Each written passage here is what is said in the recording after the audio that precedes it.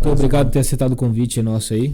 Beleza? Eu que agradeço aí. Obrigado. A gente pode contar agora a verdade, que a gente convidou ele? É o joelho esquerdo do Caixinha ali, meu ombro também. direito também. A gente tá pedindo aí uma consulta aí meio que... Isso é mais fácil. Acho que o Léo quer crescer um pouco, ele quer fazer um alongamento ósseo Também aí. é possível. Também é possível. Tá maluco, cara? 1,70 m de puro. Também é possível. Doutor, obrigado por ter dedicado seu tempo a nós também, por acreditar no nosso projeto, por estar aqui depois de um dia exaustivo lá no novo projeto, para estar aqui com a gente. Muito obrigado. Eu que agradeço a distinção, a lembrança do nome. E é um prazer. Vamos lá. Esse projeto aí que o senhor vem iniciando, basicamente um clube ali que vai reunir um esporte que muito nos agrada, vamos dizer assim, né? O que o senhor pode dizer um pouquinho sobre o clube lá? Então, o clube, a gente está montando um clube de campo, um clube de tiro esportivo, um clube também uma opção aí de entretenimento, pesca. Isso para as cidades, de um modo geral, acrescenta muito, acho muito interessante. Isso traz pessoas de fora, gera opções. No que se refere ao esporte propriamente dito, é mais um núcleo para você descobrir talentos, né? E o esporte, lembrando que algumas das disciplinas desse esporte, né? Nós falamos modalidade. Modalidade é o tiro esportivo. Dentro do tiro esportivo tem as disciplinas. Então, de algumas dessas disciplinas são as olímpicas, né? Então, a gente só vai conseguir resultados se a gente descobrir talentos. E a primeira medalha olímpica que a gente teve, né? Foi a primeira, no tiro esportivo. Guilherme Paraense. Se não me engano, foi dia 3 de agosto, que foi comemorado agora o dia do atirador esportivo. O dia da conquista dele que virou. Maneiro. Revolverzão, canela seca, né? Exato. Não, ele Na época.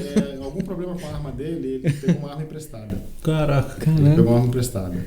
E ganhou de quem emprestou, né? Que é impedimento, né? Mas, cara, Puto para. é complicado. E o tiro é complicado, né? Ainda mais com uma arma toda nova que você desconhece de tudo. É o que eu falo, uma medalha no tiro tem o mesmo valor da medalha de futebol, no quadro de medalhas. Exatamente. Então nós tivemos o Felipe Fu, né, que na última Olimpíada aí também, que contribuiu, e assim outros aí que vem se destacando aí.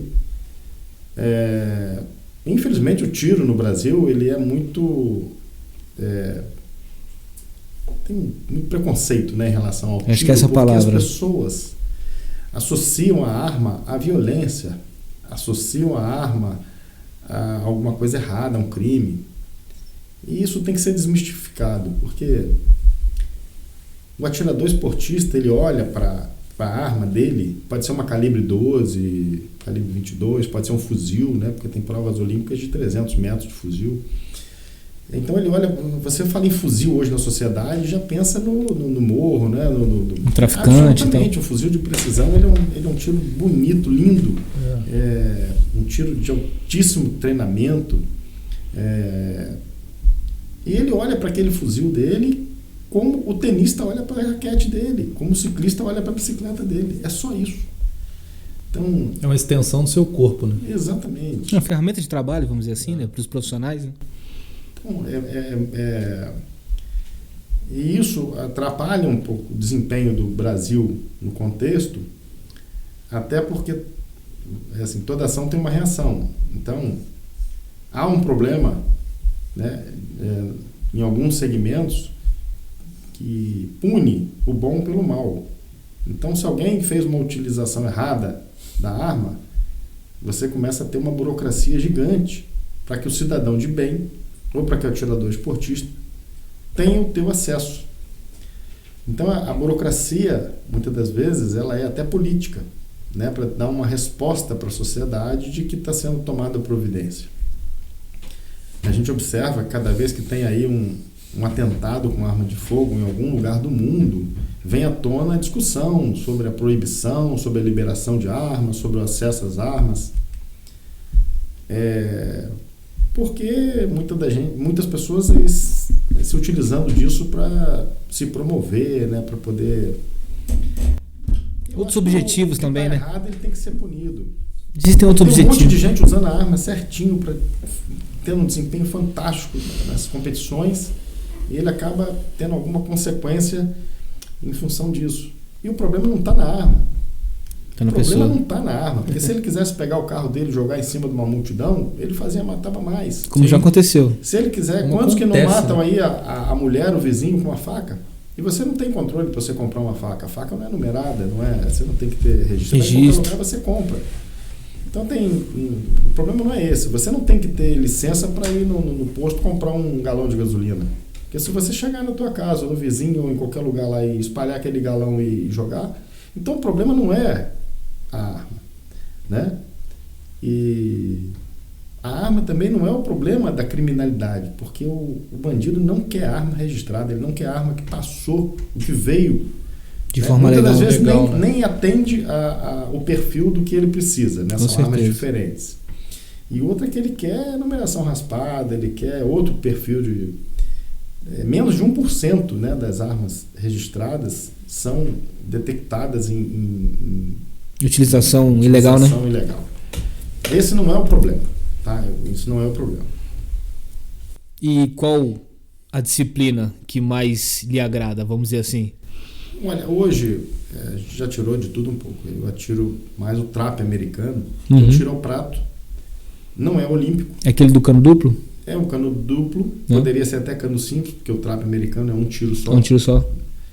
É diferente da fossa olímpica, da fossa automática, né? Ou do skit, são outras modalidades, né? Outras disciplinas de tiro esportivo, tiro ao prato. Mas o trap americano ele é o mais popular no Brasil e no mundo. Justamente por isso, porque ele é um tiro, ele é um prato que voa mais lento, ele é um de cada vez. E nem por isso vou dizer que ele é mais fácil, né? Porque você vai conseguir um índice mais alto, mas dependendo do nível da competição que você está, para você fazer o que outros fazem é muito difícil. Como existe hoje, tem uma equipe do Brasil no Gran América, nos Estados Unidos, que está tendo um desempenho muito legal lá no trap americano, exclusivamente no trap americano, e algumas variantes pequenas do trap americano. Então eu atiro, a minha esposa atira, e ela era aquela, né, mulher, né, como outras mulheres, que olhava para uma arma e falava assim, não, isso não, nunca. Tire de perto de mim. Não, ela não tinha isso. Nem ela, nem minhas filhas, até porque a gente sempre conviveu de uma forma muito natural com isso. Né? Nunca respeitosa. Teve, assim, respeitosa e sem curiosidade, sem nada disso. Sem As minhas mística, filhas né? atiram também, ar comprimido, mas atiram, gostam. E 5.5? 5.5? Não, 4,5. 4,5. Olímpica é 4,5. 4,5. As disciplinas de ar comprimido de competição são todas de 4,5. E a minha esposa, um dia, né, trouxemos um técnico, que era o técnico da seleção brasileira, o Carlo Dana, que ele é um italiano, que foi campeão mundial, hoje foi técnico da Confederação Brasileira, hoje ele faz treinamentos aí de atletas que estão tendo um desempenho fantástico no Brasil. E a Itália tem uma tradição muito forte no tiro, forte, né? Eu conheci eles quando eles vieram aqui. Eles ficaram aqui em Valença. Eu conheci sim. a equipe da Itália. A equipe da Itália de skit. Isso ainda foi na época que eu estava ainda como presidente, quando nós fechamos essa vinda deles.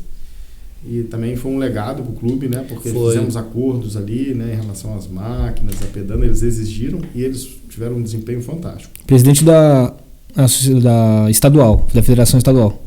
Eu fui presidente da Federação de Tiro Esportivo do Estado do Rio de Janeiro durante 4 anos. Fui presidente do Clube de Tiro Caça e Pesca de Valença por 2 mandatos. Depois, em função de um trabalho que nós realizamos aqui, acabaram me convencendo de ir para a federação. Aí lá assumimos, e eu fui o primeiro presidente da federação do interior, né? Que a federação, a sede é no Rio. Também fizemos um trabalho bacana, a federação hoje está muito bem. Deu continuidade num trabalho que a gente fez, foi muito legal. E isso tudo acabou que a gente foi se envolvendo, mas da minha esposa fez o curso, então começou da forma certa, né? O problema do tiro, como todos os esportes, é você começar da forma certa, para você não ter vícios.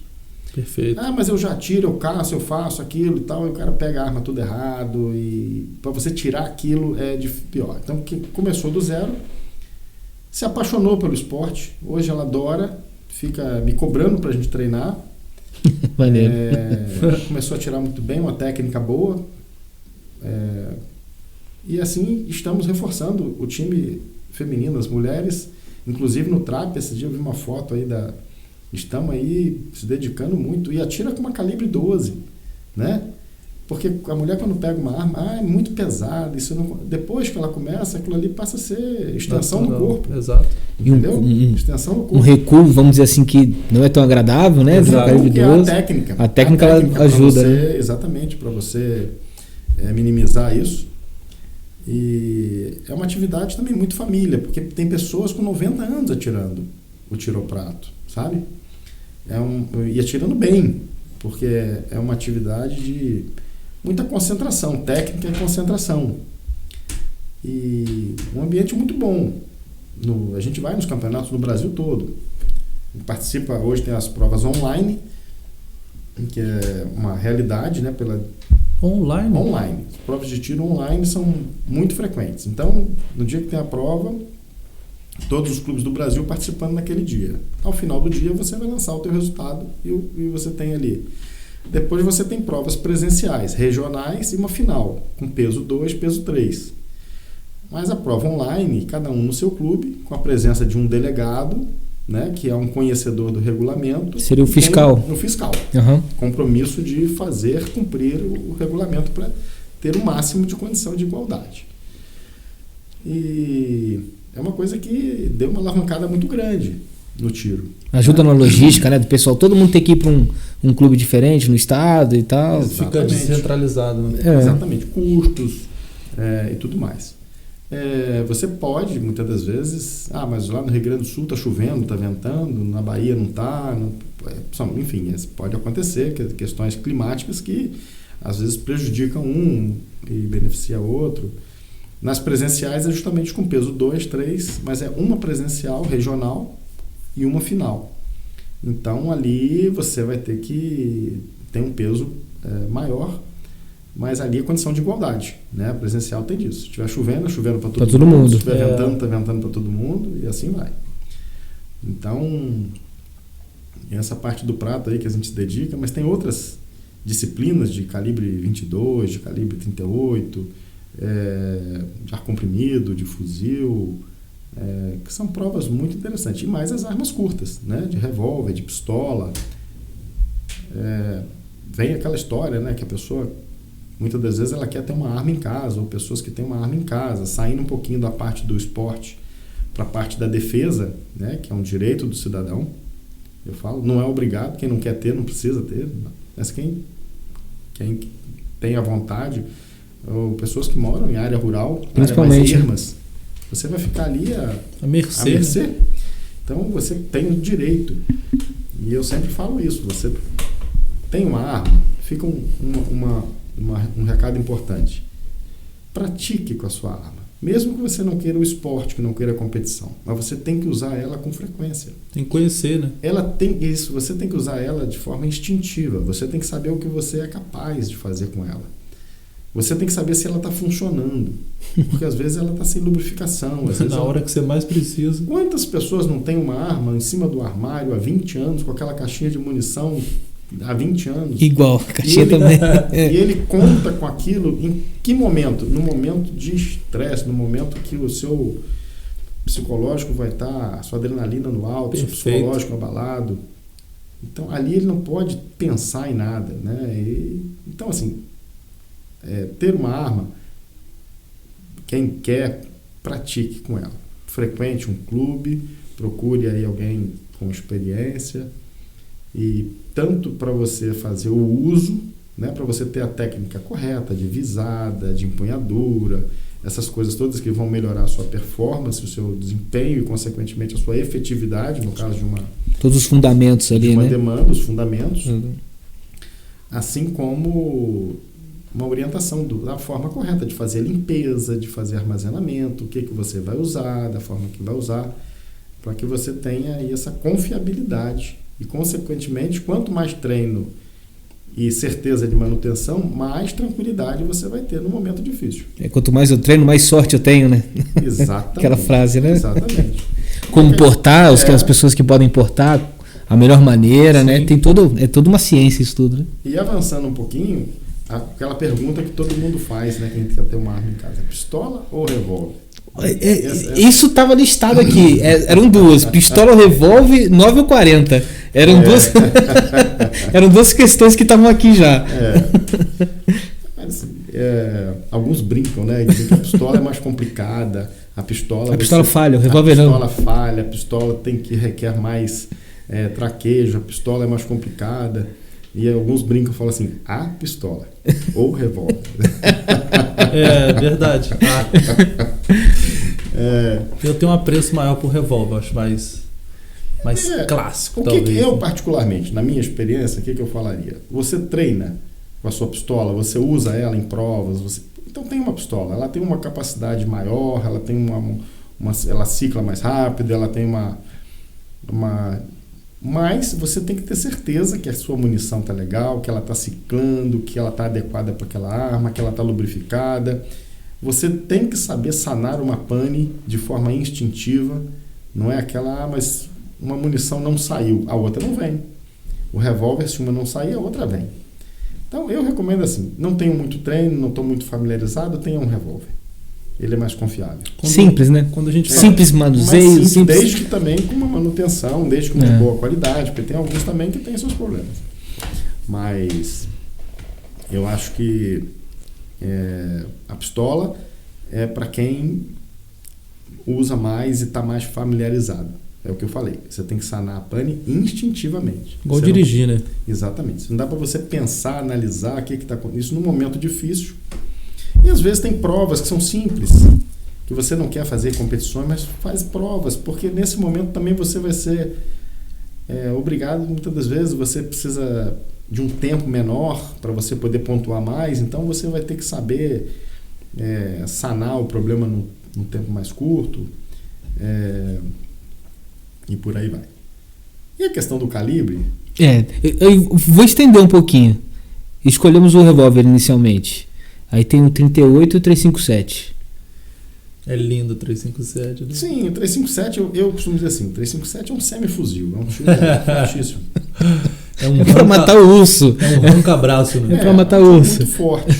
Também, eu digo, tem que estar, porque consequentemente o recuo é maior. Aí você pega um desse com um canhãozinho de 2 polegadas, fica lindo. Mas você não vai usufruir tanto do 357, porque uma boa parte ainda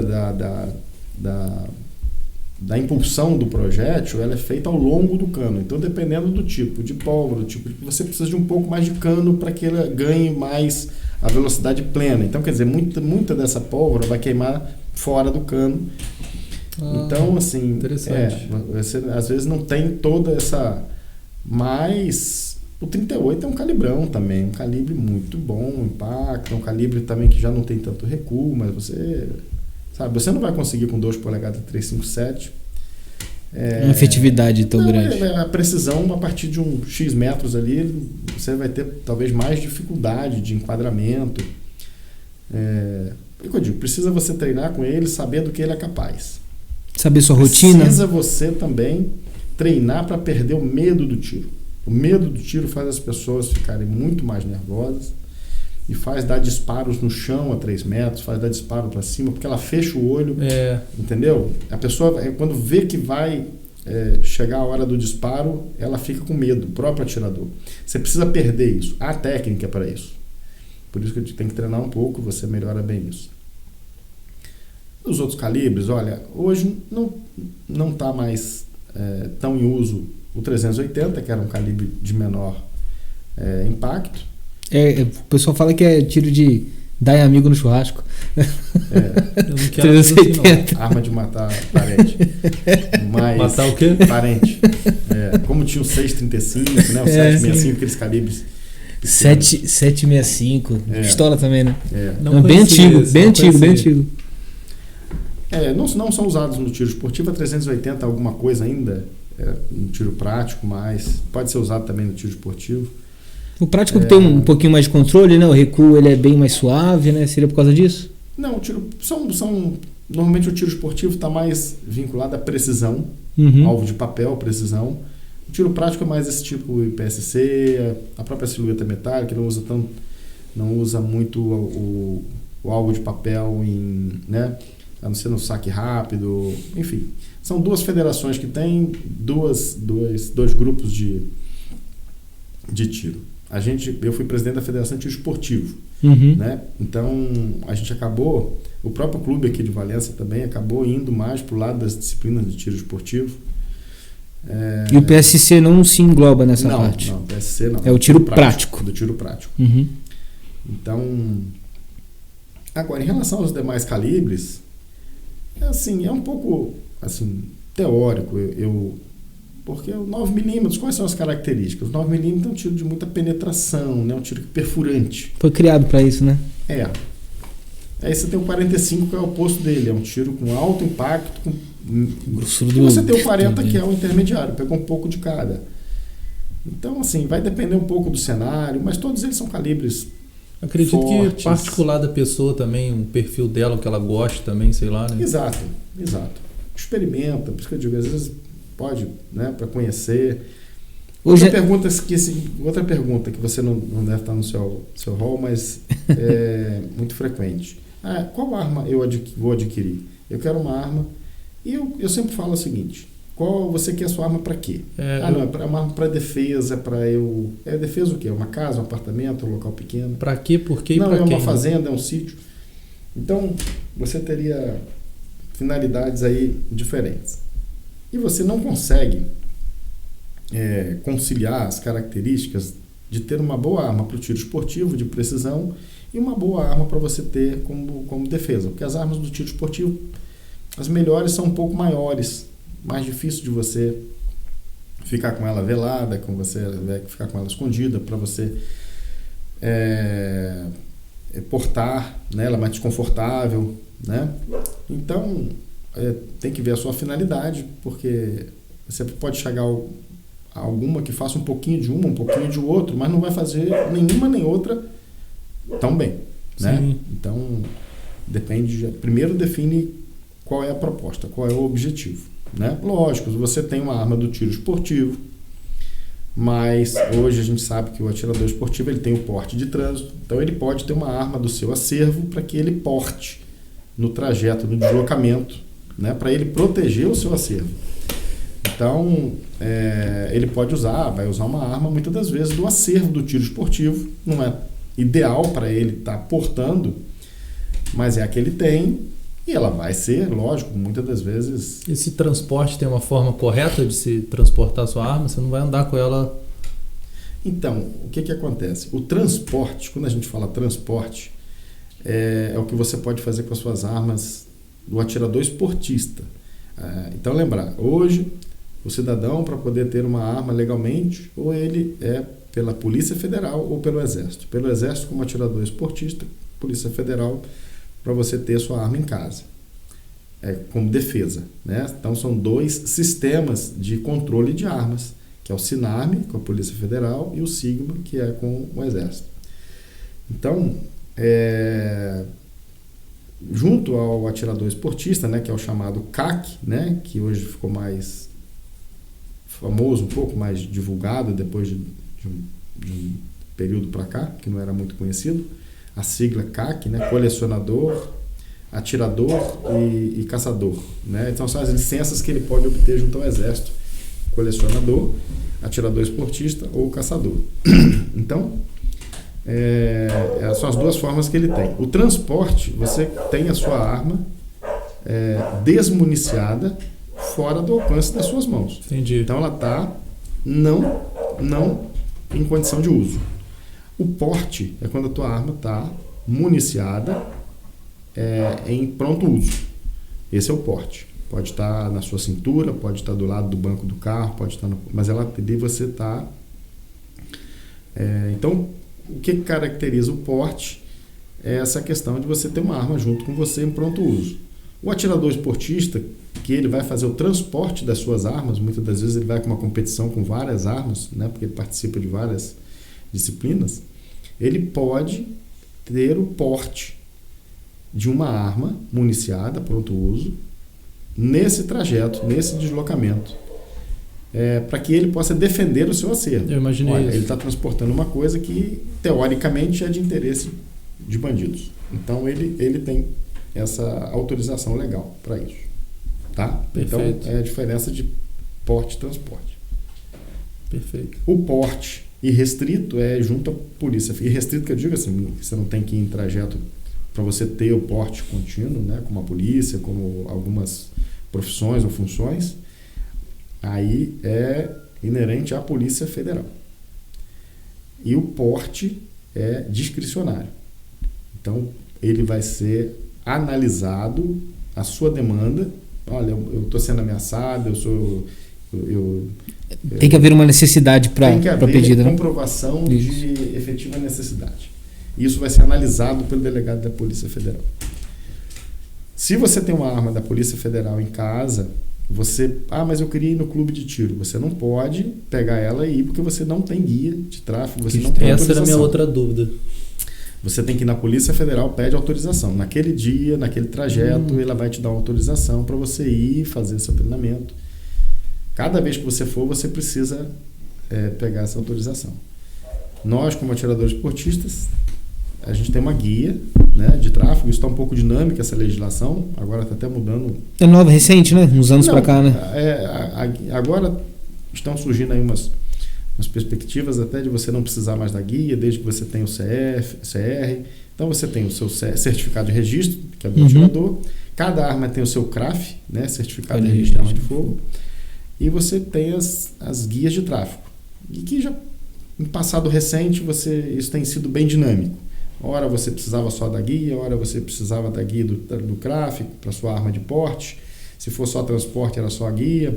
Agora já é uma legislação no sentido de simplificar um pouco, porque se você tem o seu CR válido, se você tem a arma, você não precisa ficar, né, enfim, com muita documentação redundante na realidade. Burocracia extrema, né? Exatamente. Mas você chegando com a sua guia lá, com a sua documentação, hoje a gente minha esposa, a gente chega lá no aeroporto, vai lá na Polícia Federal, você faz um cadastro antes via site, via internet, vai na companhia aérea, vai na Polícia Federal e você despacha sem problema nenhum, entendeu? E consegue transitar e competir sem problema. Tranquilo, né? Não. O que eu tenho visto na minha experiência é que a Polícia Federal, ela percebendo que você é uma pessoa, um atirador esportista, que você é uma pessoa, eles te atendem muito bem, eles são, sabe, muitas das vezes bem solícitos em relação a isso. Não há nenhum tipo de atrapalhar, de querer hostilizar, né? Não, eles entendem perfeitamente essa separação do joio e do trigo para eles, entendeu? O pessoal realmente que é o esportista e tal, né? Hoje tem essa questão também da polícia, das abordagens. Aí, lógico, tem médico bom, tem médico ruim, tem todas as áreas, né? ruim, tem policial ruim, tem tudo. Então, às vezes, alguns são mais conhecedores da lei, outros às vezes desconhecem e, por desconhecerem, né, querem conduzir o atirador para a delegacia. Aqueles que já conhecem identificam a documentação e enfim, e não perturba. Faz um trâmite correto que tem que ser feito, né? Da abordagem e tal. Do atleta. Na realidade, nós estamos falando de esportistas. E já competiu? Muito. Muito. Quais foram as conquistas aí? Olha, a gente nunca fomos atiradores profissionais, sempre amadores, né? Porque a gente concilia. Mas já fui campeão estadual, já tivemos aqui tudo no trap? No trap, outras disciplinas também, de mira aberta, de calibre 22, de precisão. Como a gente estava com um tempo mais restrito e às vezes a frequência nossa no clube também conciliando com outras, né? A gente tem a área rural que a gente tem que dar conta, né? E a gente não conseguia às vezes estar. Agora a gente com essa proposta do clube novo, disponível em tempo integral para todos os sócios, de uma forma que a gente tem a intenção de voltar a se dedicar a outras disciplinas.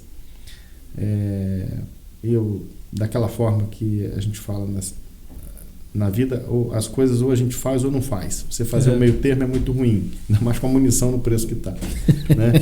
Então você precisa otimizar essa utilização E é muito prazeroso, né? O tiro é muito prazeroso. A própria recarga é uma coisa que eu falo tão prazerosa quanto você atirar, é você fazer uma recarga, né? Porque é uma coisa tão artesanal, tão elaborada. É uma alquimia, né? Técnica. Alquimia, cara. Exatamente, Você fazer. alquimia. Depois você testar aquele lote e tal. Ciência, Legal. É ciência. É uma coisa prazerosa. Então, com a recarga, lógico, você cai muito o preço do seu investimento, vamos dizer ali, né? Exatamente. Com a mesma qualidade, munição né? nova, com a mesma qualidade. Não, se bobear é maior, hein? Você, bem maior. Não, porque você é uma receita, né? Você faz a receita que você quer. Por tiro de precisão. Eu quero uma recarga para 200 metros, para 100 metros, para 5 metros. Então, para o tipo de arma. Interessante isso. Então, você pode fazer, né? Você faz a sua receita ali. E muitas das vezes o que você está buscando não é força, não é impacto, é precisão.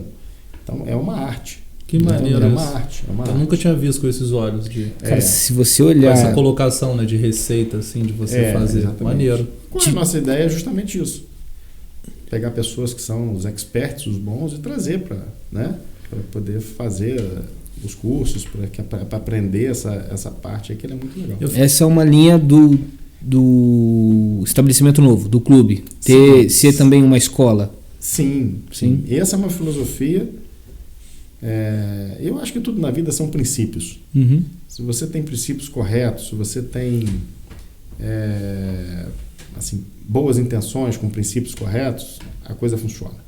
Isso a gente já teve várias experiências, não tem dúvida.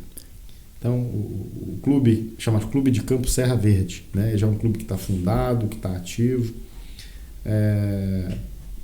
em fase final aí da sua estrutura física e tá aberto já para o pessoal conhecer e tudo? Pode conhecer, né? Pode. A gente vai botar aí porque lá é uma propriedade que é uma propriedade rural minha e lógico, não está aberto a visitação restrita, mas sob agendamento, sabe? A pessoa que quer conhecer sem problema nenhum. Onde que é a localização? A localização é na Serra da Glória, na Estrada da Fazenda do Caixão. Essa Estrada da Fazenda do Caixão O nome é maneiro, né? Fazenda do Caixão do lado do clube de tiro. Sacanagem. A Fazenda do Caixão ela é muito antiga, né? Ali a fazenda é muito conhecida. Então, esses são nomes consagrados. Sim. Há um tempo atrás, um proprietário novo lá botou o nome lá, Fazenda Prosperidade. Nossa, foi um transtorno. Ninguém sabia onde era isso em Valença. Onde é a Fazenda Prosperidade? É a antiga Fazenda do Caixão. Tá, então eu sei. Pegou, né? O Caixão prosperou. Você sabe onde é o bairro Santa Cecília? Vocês são de Valença? Sim, eu sou. Você é de Valença, né? Santa Cecília. Sabe onde é o bairro Santa Cecília, em Valença? Não. Sabe onde é a Chica Cobra? Sabe? Do lado da minha casa, inclusive. Então botaram o nome lá de bairro Santa Cecília. Eu moro no Vale Verde. Os moradores acharam muito feio Chica Cobra. Quem conhece? Então ficou igual a Fazenda do Caixão. Fazenda do Caixão, botaram lá Prosperidade, não funciona. Mas a Estrada da Fazenda do Caixão foi bom essa conversa, que todo mundo sedimentou onde era. Mas a Fazenda do Caixão, ela é quase do lado lá.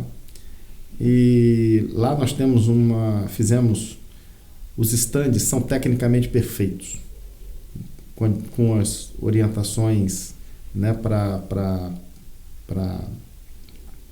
o sul, né, como é preconizado, né, tanto os estandes, sei mesmo. Pesamos todos os detalhes. Sul mesmo? Pro sul, sim, para que você nunca tenha o sol em cima de você, contra você, para te atrapalhar. Muitos estandes no Brasil inteiro, aqui em Valença é assim, ali os estandes são muito complicados, porque dependendo do horário, você consegue atirar até tal hora, depois você não consegue mais porque o sol fica. Não, o trapo então, interessante. Então nós fizemos ali com muito, como nós projetamos, foi uma área que foi projetada para ser isso, não adaptada. Então a gente tem essa condição para o atirador que vai ser ímpar. E isso nas provas online é muito importante, porque ele precisa ter condições. O pessoal vai guerrear para vir aqui fazer. Então nós temos um paredão de 400 metros, uma pedreira atrás, né, das pistas. Não existe, eu acho que, no mundo, ou se tiver vai ser algo igual, nada maior do que isso, como um para-bala mais seguro. Né? Quer dizer, um barranco gigante, depois uma pedreira gigante, que sem nenhuma habitação. Então, assim, a gente atende a todas as demandas. A gente tem um vale, uma área agradabilíssima, né? E como é que nós fizemos hoje para que as pessoas possam frequentar, para a pessoa participar, né? Temos um estatuto, tem as categorias de sócios. Eu ia perguntar isso, se eu quisesse me associar, por exemplo. Isso, eu vou ter que apresentar o teu nome a um colegiado do Conselho Diretor e do Conselho Deliberativo. Então, é diferente de outras entidades que basta chegar e comprar um título que você é sócio, ou proprietário, ou sócio contribuinte, pagar uma joia. O clube nosso, a gente tem um tranquilizante elaborou, né? O Juliano, que é o nosso diretor administrativo financeiro, nós gastamos há um bom tempo elaborando um estatuto, justamente para que tenha uma entidade com a maior lisura, com a maior blindagem, né? Contra os futuros gestores que venham com má fé, né?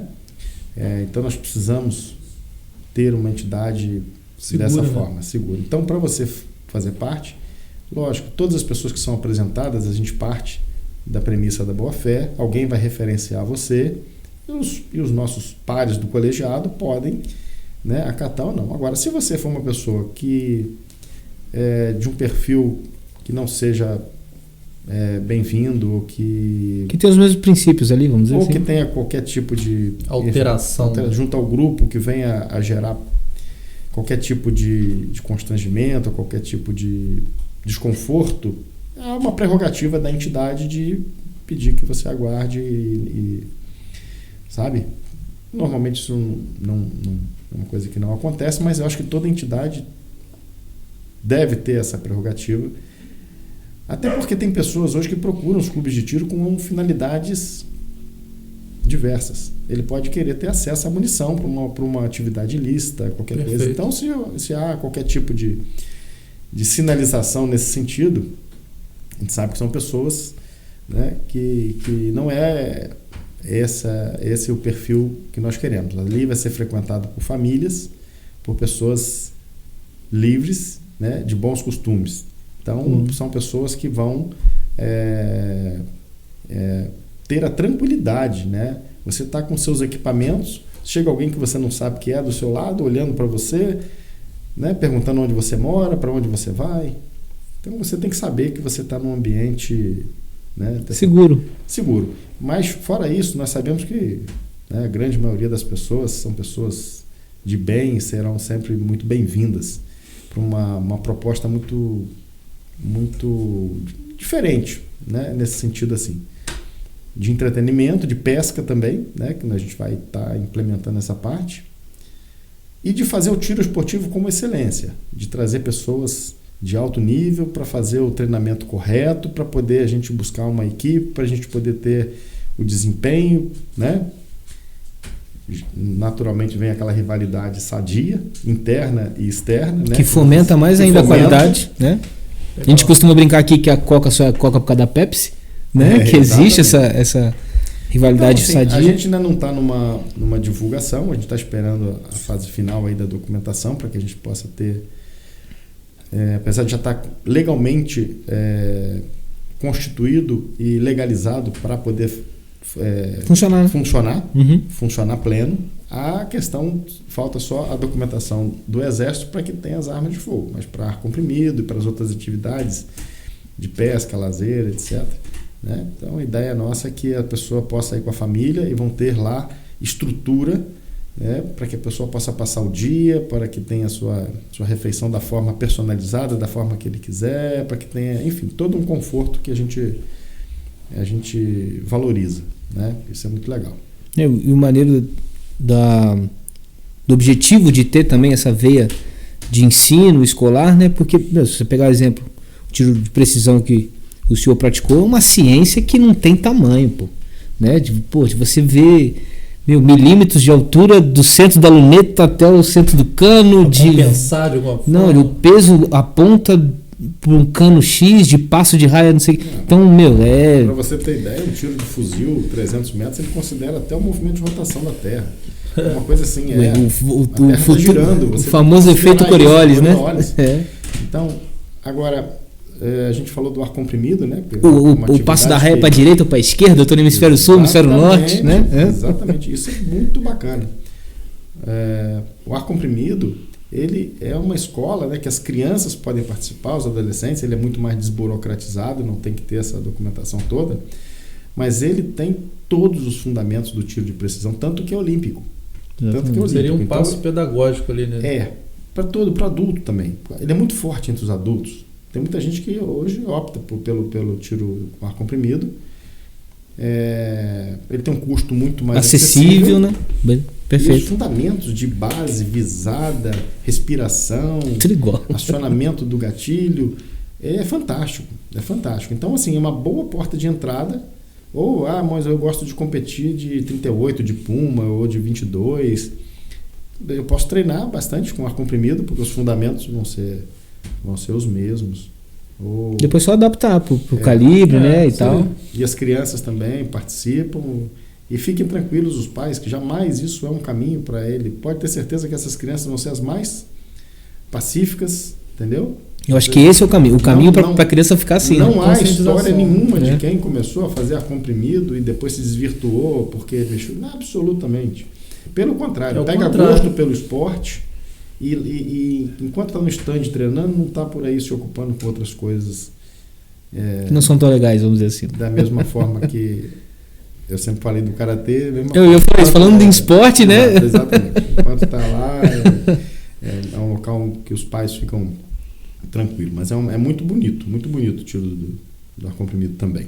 É uma disciplina também, como o karatê, igual o senhor comentou aí, que traz uma disciplina para o praticante assim que fantástico. Eu acho que é difícil você encontrar em outras áreas, outros esportes, né? Até porque... Filosofia de vida, basicamente. Filosofia de vida e também a disciplina com a segurança. Com certeza. É muito exigida a disciplina com a segurança. As pessoas não...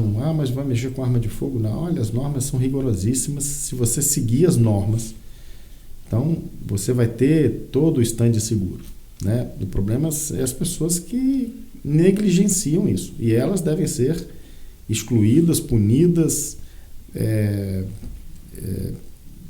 exemplarmente, porque... É coisa séria, né, cara? Muito. Depois que o projeto sai, não volta mais. Exatamente. Entendeu?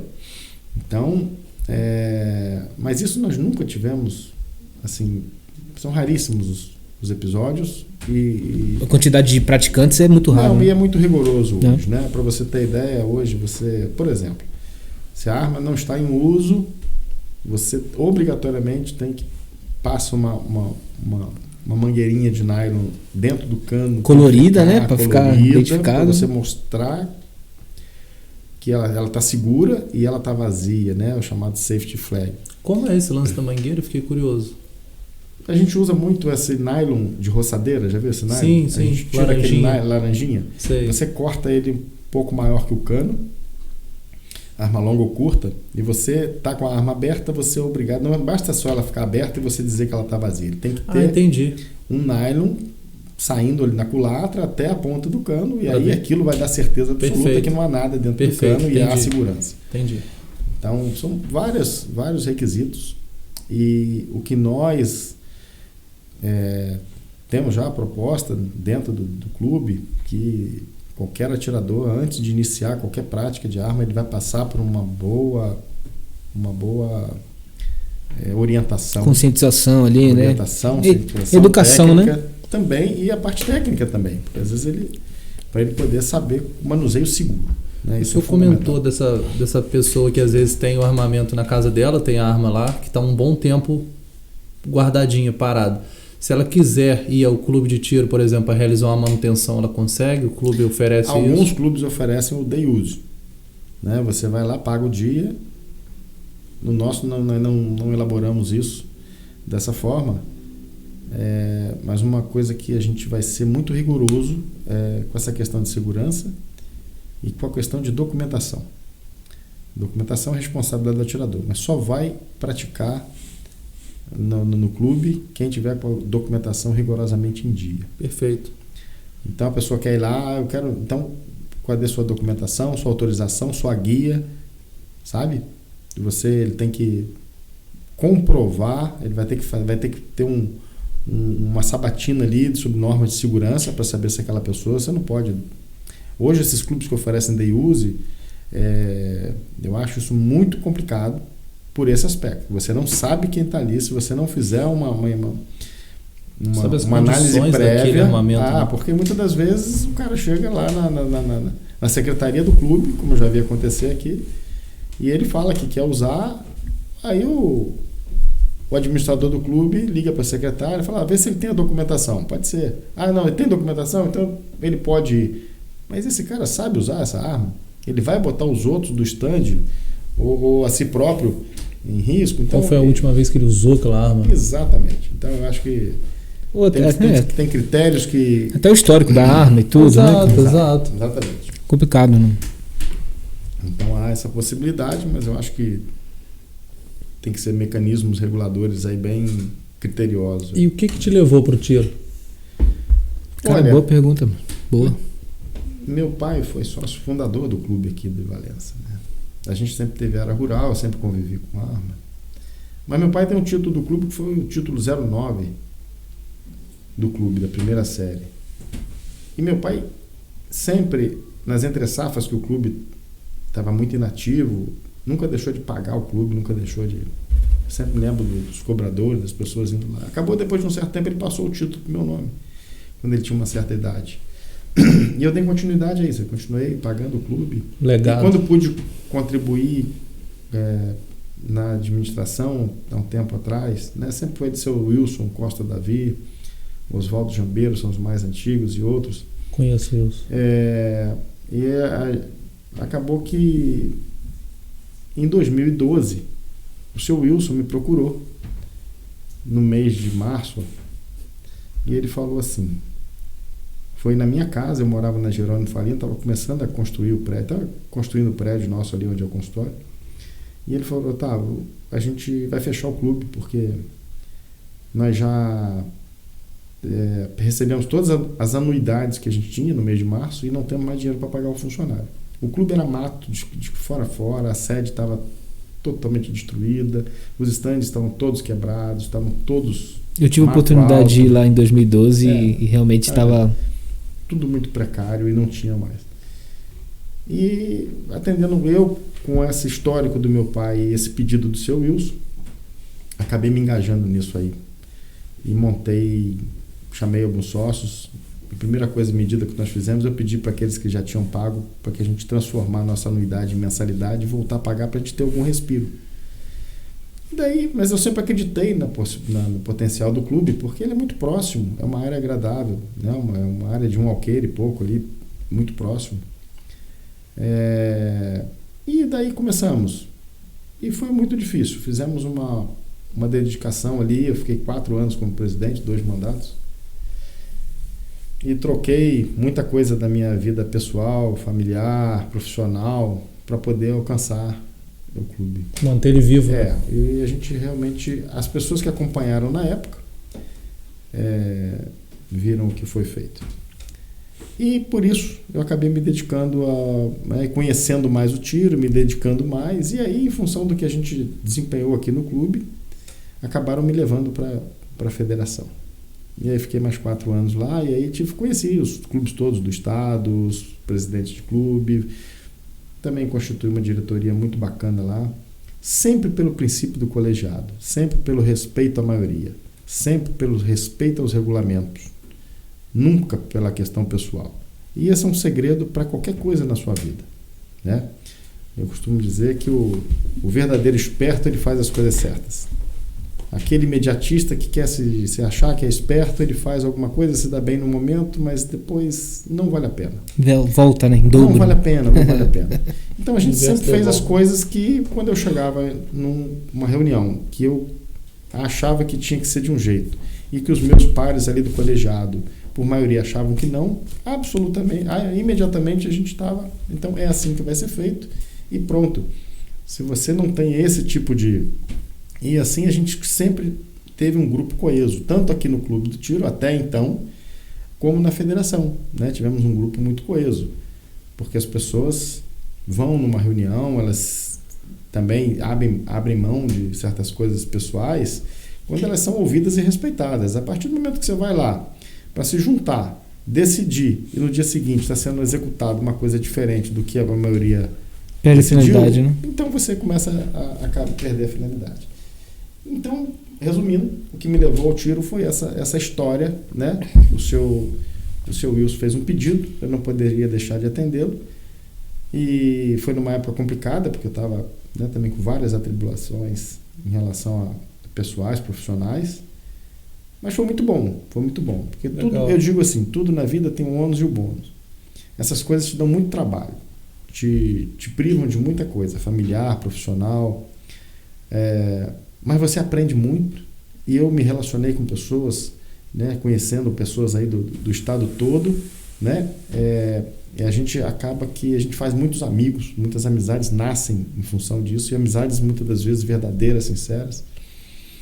Então, esse aspecto é muito gratificante. São as pessoas que a gente conhece por intermédio dessas funções, né? E muitas pessoas que eu conheci são pessoas do máximo respeito, né? Que a gente guarda uma amizade ainda muito, muito forte. Então isso vibram bacana. Na mesma frequência, né? Exatamente. A gente fala isso. Bem isso, né? Então digamos que o tiro, por conta do legado, veio antes do karatê, então. Não, o karatê eu comecei com 9 anos. Nossa, o karatê, meu Deus, você nem era vivo. O karatê eu comecei em 79, na antiga sede do Coroados. E aí, era ou não era? Acho que não, né? Faltava 7 anos para eu nascer. Em 83 eu fui campeão, em 82 eu fui campeão estadual. Eu quis dizer assim, de vir antes por conta de ter vindo do pai, né? De uma herança, vamos dizer assim, um legado, né? Ah, sim, não, porque aí o karatê já não tem relação com meu pai. Eu comecei a... Né, talvez por influência do meu ex-cunhado, né, que infelizmente nos deixou agora em dezembro, o Romualdo, que era o Memé. Né? Ele era casado já com a minha irmã e ele foi um dos precursores do karatê na cidade. E nessa época ele estava até afastado quando eu comecei a treinar, e depois quando eu comecei ele voltou e a gente começou a treinar na academia conosco, né, era a academia do Toyota na época. E passou um tempo, a gente achou que queria fazer de uma outra forma, muito semelhante ao que nós estamos fazendo agora no Clube de Tiro. E a gente fundou a associação, que é a Goseikan, que ainda funciona hoje lá no Coroados, e completou 40 anos, né, esse ano, 40 anos. E agora está numa ascensão muito grande. Eu fui no treino, depois de muitos anos, sem colocar o kimono, eu coloquei segunda-feira, fui lá no treino, minhas filhas estão fazendo, elas me cobram. E muito bacana a quantidade de alunos que tem hoje, né, que voltaram a frequentar, bastante criança. E, enfim, muito legal. Reviveu, né? Voltou o Cobra Kai, né? Voltou o Cobra Kai ali, aquela mística do Karate Kid e tal. Acho que dá uma fomentada também na galera isso daí, né? Nos anos 80 foi muito forte essa parte também ali do cinema, né, e tal. A gente sempre fez o karatê, nossa essência sempre foi, até por... Quem passa da verde sabe que foi por essência mesmo. Mas a formação do Memé, né, que é o Sensei Romualdo, ele foi paraquedista, ele foi tropa de elite, de não sabia dele, armadas, e ele era da época do karatê, que era o karatê firme mesmo, né? Não tinha o karatê de competição, não, era aquele que ficava em pé no final. Então, isso nos deu muita...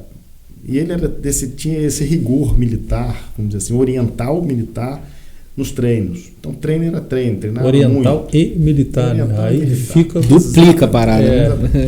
Então, nós tivemos títulos fantásticos. Eu fui 3 vezes campeão sul-americano em anos diferentes. Foram títulos estaduais. Eu e vários colegas atletas, né? Hoje tem o Marco Aurélio lá que treina lá com a gente, o Felipe, né? O pessoal ainda mais antigo. E agora vários estão voltando lá, treinando. O Renato lá faz um trabalho bacana, o Zé Luiz, o Túlio. Então, assim, tem vários outros lá que estão fazendo um trabalho fantástico, né? Com o Felipe lá junto com a gente, que é o presidente. Estava dizendo, né, que nós temos aí um terreno numa área nobre da cidade e estamos caminhando aí para poder ter a sede própria, que é uma coisa muito importante. Mas o que acontece? Nós fizemos um trabalho muito forte ao longo dos anos com crianças. Sempre, muitos anos, demos aula para as crianças. E é muito diferente. Então, os pais que estiverem nos ouvindo podem confiar, porque muda muito, né, a formação da criança. Eu tive nessa segunda-feira assistindo o treino lá do pessoal e falei, puxa vida, como essas crianças estão se beneficiando com a parte física que eles estavam fazendo. Aí olhando do ponto de vista médico, ortopédico também. E atual também, né? Atual, então, eles estão fazendo ali, olha como aquilo ali é bom para o desenvolvimento delas. Como aquela disciplina e aquela hierarquia é bom para a cabeça delas, para entenderem como é que a vida deve funcionar, né? Que as pessoas são assim. Essa própria, né? Porque você tem a graduação, tem as faixas, tem o respeito. Perfeito. Então, o trabalho que nós fizemos com criança ao longo dos anos nunca foi para ser campeão, para ser nada disso. É para ser formação pessoal. Né? Pessoal. E olha, quantos pais ainda hoje encontram e nos agradecem, sabe? Que eu fui um exemplo, porque eu também comecei muito novo e treinava muito. E não ficava na rua de noite, eu ficava na academia treinando. Certamente isso pode ter me livrado de muitos caminhos errados. Então, eu acho que isso acontece com as crianças, até porque elas tomam gosto. Então, tanto do aspecto físico, quanto mental, quanto disciplinar, é muito bacana, né? É um esporte muito completo. Que eu digo assim, não é só um esporte, é uma filosofia de vida. É um pouco mais, porque trabalha muita parte mental, equilíbrio, disciplina, respeito e por aí vai. Então, ainda hoje o trabalho com as crianças ainda é muito forte. Não só outras academias eu vejo também que trabalham, e eu falo que os professores devem bater muito nessa tecla, sabe? Eu sempre falei, quando dava aula, eu falava, olha, pai, mãe, daquela linha ali para dentro é comigo. Se chorar, se espernear, fica lá fora, porque daqui para dentro é comigo.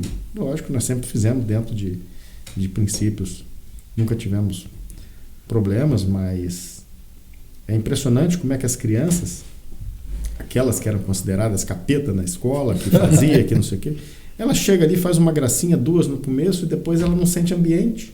As outras crianças já entendem que ali não é para isso. Já é coibida pelas próprias outras crianças. Você não precisa gastar energia com isso, porque as outras, ela vai fazer uma gracinha, as outras vão ficar olhando séria para ela, então ela e engaja no espírito da coisa. Entra no... Exatamente. Então, na linha, exatamente. Isso é uma questão que é muito bom, muito bom. E muitos desses aí, eles assumem ali o espírito do treinamento e adiante, muitas das vezes, são exemplares. Entendeu? Você também tá desde 79 que você fez? Não, o meu começou em 95. Maneiro. 1995 eu comecei. E treinei no dojo 2007 e 2008. Junto com o Filipinho. O Filipinho estava na época. Chegamos a fazer algumas coisinhas aí no estadual e no nacional. E foi muito bom. Depois, infelizmente, não consegui mais seguir para cá, mas o kimono tá lá, né? Você tem ainda? Tem meu kimono, tem minha faixa. Que maneiro. Então, olha, a turma, os mais antigos agora estão voltando, estão treinando, fica a dica aí então, viu? Segunda, quarta e sexta, lá no Clube dos Coroados. É isso aí, aparece, vale muito a pena, vale muito a pena. Segunda, quarta e sexta, né? Tem treino das crianças menores primeiro, depois as adolescentes, adultos. E à noite? À noite, se não me engano, acho que é 6h15 ou 6 horas a turma das crianças e depois 7h15, 7h30 a turma dos adultos. E é um grupo sério, é um grupo que já tem uma tradição muito grande. E para aquelas pessoas que quiserem, fica aí a dica. Se provou com o tempo, né? 40 anos não são para qualquer. Exatamente. Para qualquer. Principalmente associação. Tem muita associação que abre. Eu fui muito nômade, né? Trocava muito de associação, porque umas fechavam, outras abriam, aí o professor vai para lá, para cá. Mas uma que está há 40 anos aí, diversas gerações, que maneiro. É um pouco diferente. A associação deu a sorte de ter, né, coincidir uma alternância de gerações possíveis. Sempre teve alguém em algum momento que pôde dar, que levou o propósito, aparecer, né? E são pessoas mais, exatamente, né? Então foi assim comigo, com o Marco, com o Felipe, né? O Sensei Romualdo sempre presente em todos os momentos, dando todo o apoio, nem sempre os exames de faixa e tudo, né? Faixa, nós vamos em todos. Que maneiro, cara. Eu tive contato com jiu-jitsu um tempo, mas foi acho que 3 anos com o Rômulo Carvalho. O tio Rômulo, né? Quando era ali no sagrado ali. Foi muito bom para mim também. Exatamente. Merece. É uma luta, é uma defesa, mas não é esse o propósito, né? Você acaba que você, em situações de alguma necessidade, você pode lançar mão das técnicas, do seu conhecimento, mas não é essa a proposta. Nem, eu vou entrar para aprender a brigar. Essa pessoa não vai se dar bem, ela não vai ficar, porque nós lá, por exemplo, sempre valorizamos muito a essência do karatê, os katas, eu acho bonito o kata, as bases, os fundamentos. Isso, para quem quer brigar, isso é chato. Exatamente. Né? Isso é chato. A pessoa não se encontra ali, né? Exatamente. Então, os fundamentos, e você tem um bom desempenho na luta também quando você conhece bem e pratica bem os fundamentos. Entendeu? Então, um kata bem feito, você, olha, se não tiver com um bom preparo físico, mas é 1 minuto. Vai lá. Já vai da memória de você decorar, sei lá, 50, 60 passos, se você ficar decorando. Isso já te cansa. Tanto é a explosão necessária, né? A força e a explosão necessária para você fazer bem feito. Entendeu? Então, é muito bacana. Da parte física, né? Da parte mental, das crianças aí, da parte estrutural, né? Eu acho muito bacana. Muito bom, maneiro. Sou suspeito, mas recomendo. Acho que eu também, não vou falar muita coisa não. Qualquer arte marcial, se não se achar no karatê, mas tente outras, né? Mas não deixe de praticar uma arte marcial, porque realmente é muito interessante para tudo isso aí que o doutor falou. Procura checar justamente a formação do professor, as referências. Isso é importante, né? Para que a gente sabe que, como todas as atividades que a gente comentou, tem os bons e os maus, aqueles também que querem às vezes incitar a prática de conflitos, aí, de combate. Não é bem isso. Isso não é a essência de nada oriental, com certeza. Mas a grande maioria a gente sabe que são pessoas que tiveram boa formação, que têm boas intenções.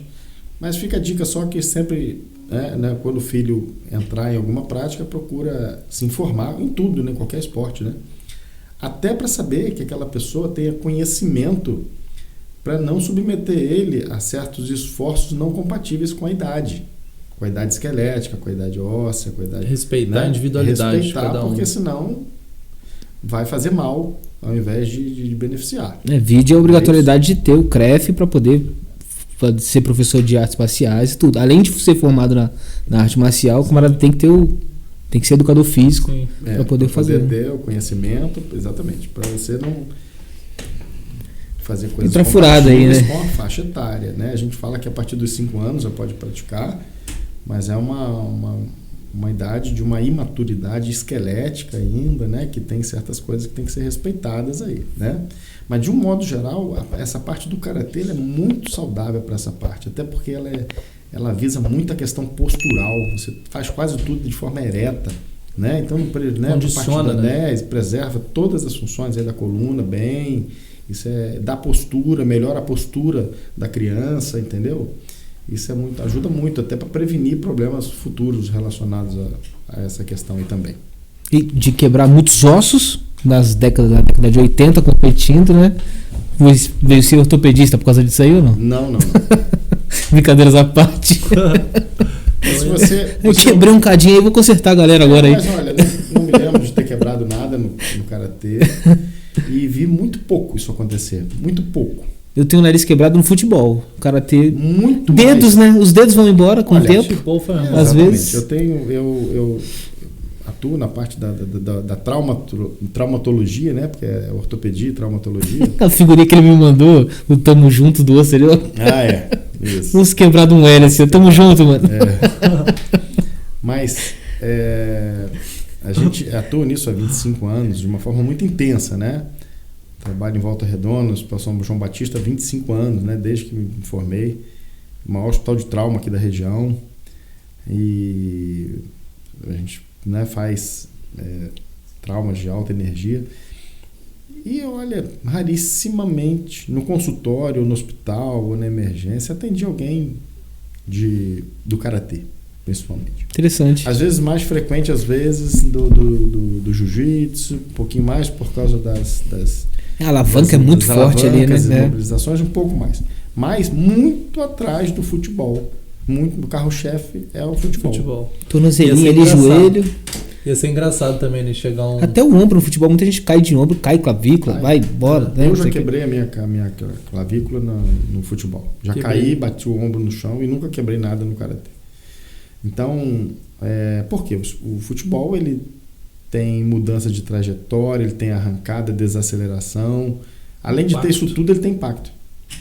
Tudo junto. Se você pegar o tênis, ele também tem mudança de trajetória, arrancada, o vôlei tem, mas o futebol tem um impacto, né? Muito mais forte, até por ser com membros inferiores, né? Com as pernas, muito maior do que o impacto que você tem no basquete ou outras coisas que normalmente são lesões.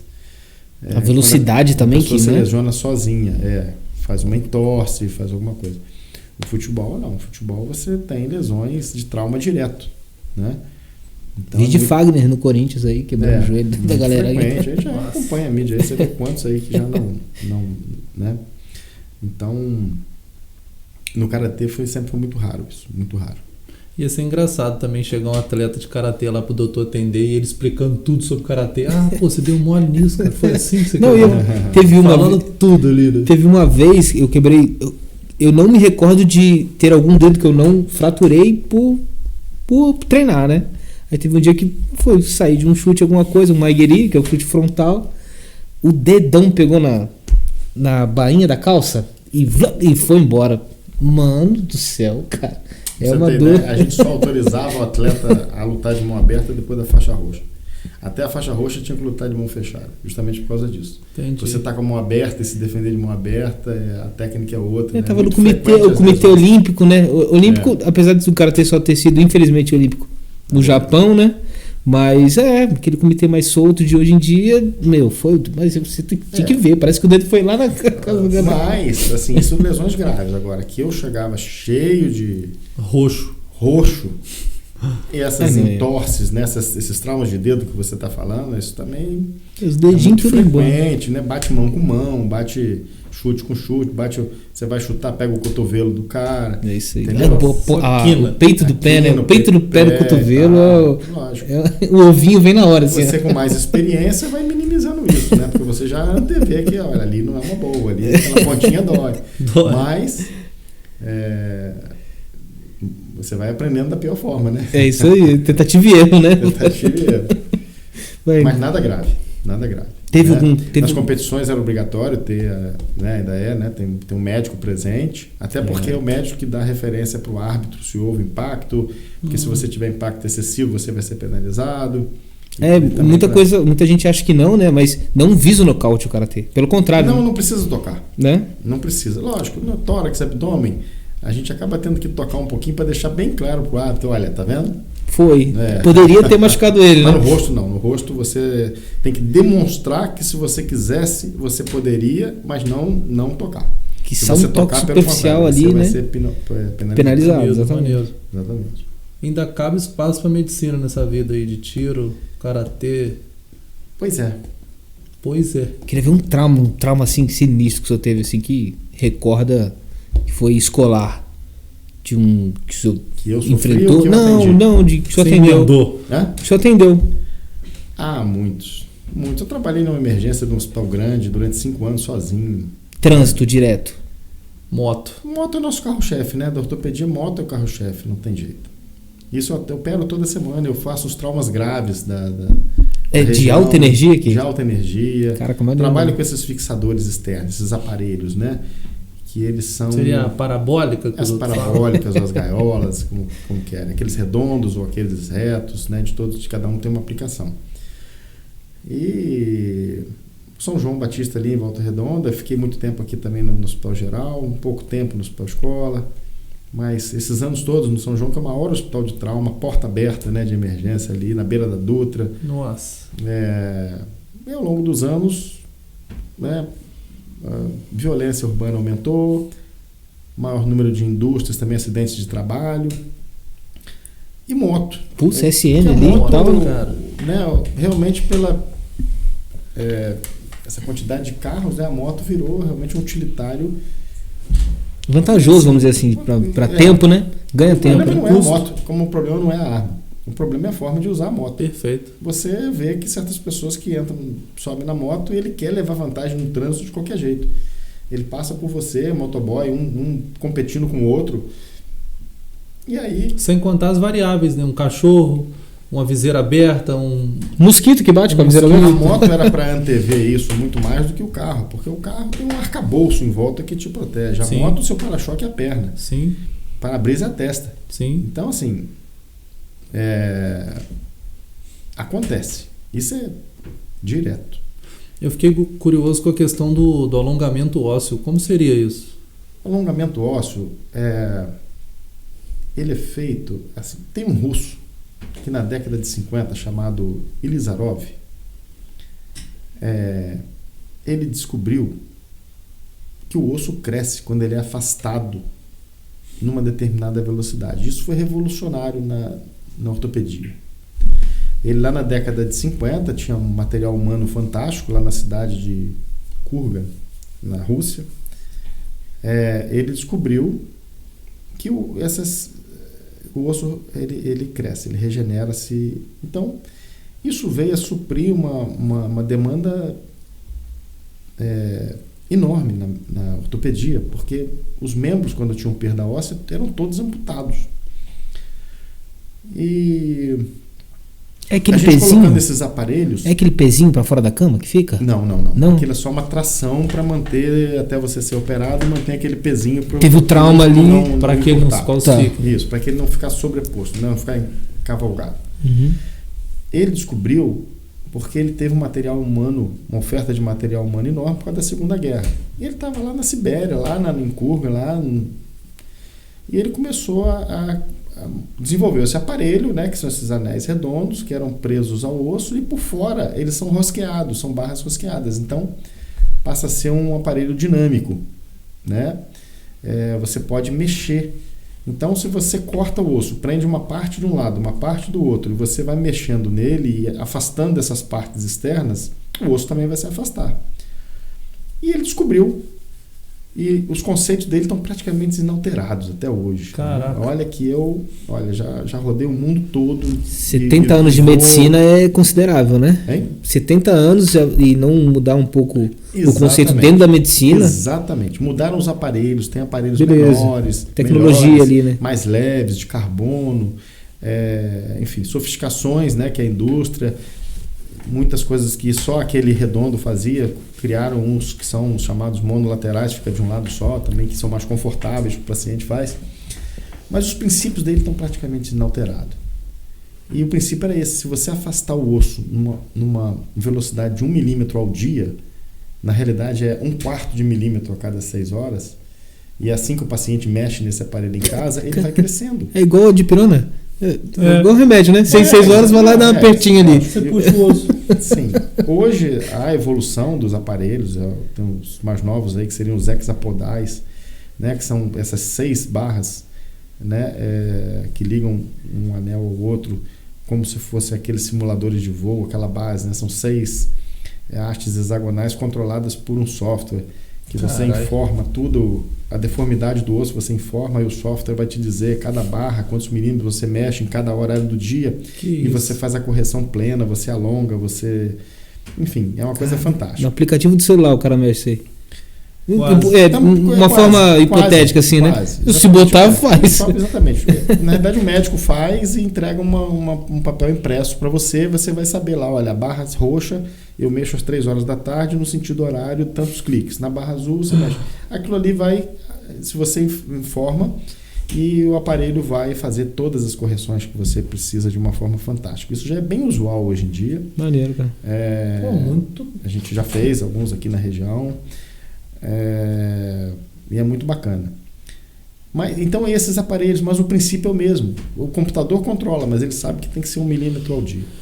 Lógico, é um pouquinho assim, se você é criança mais novinha, você vai acelerar um pouquinho, pessoa mais idade, às vezes você retarda um pouquinho por questões fisiológicas.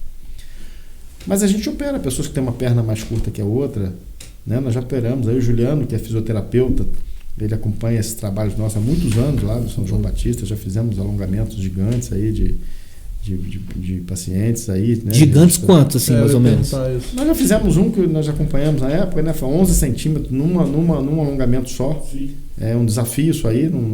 A criança ela tinha 17 centímetros de diferença no fêmur, a gente alongou 11. Caramba. E depois, lá na adolescência, a gente acabou mas não é muito prudente fazer, lógico. Você vai fazendo e tem que ir acompanhando parâmetros. 11 centímetros? É. E hoje a gente recebe pacientes... Só nessa técnica?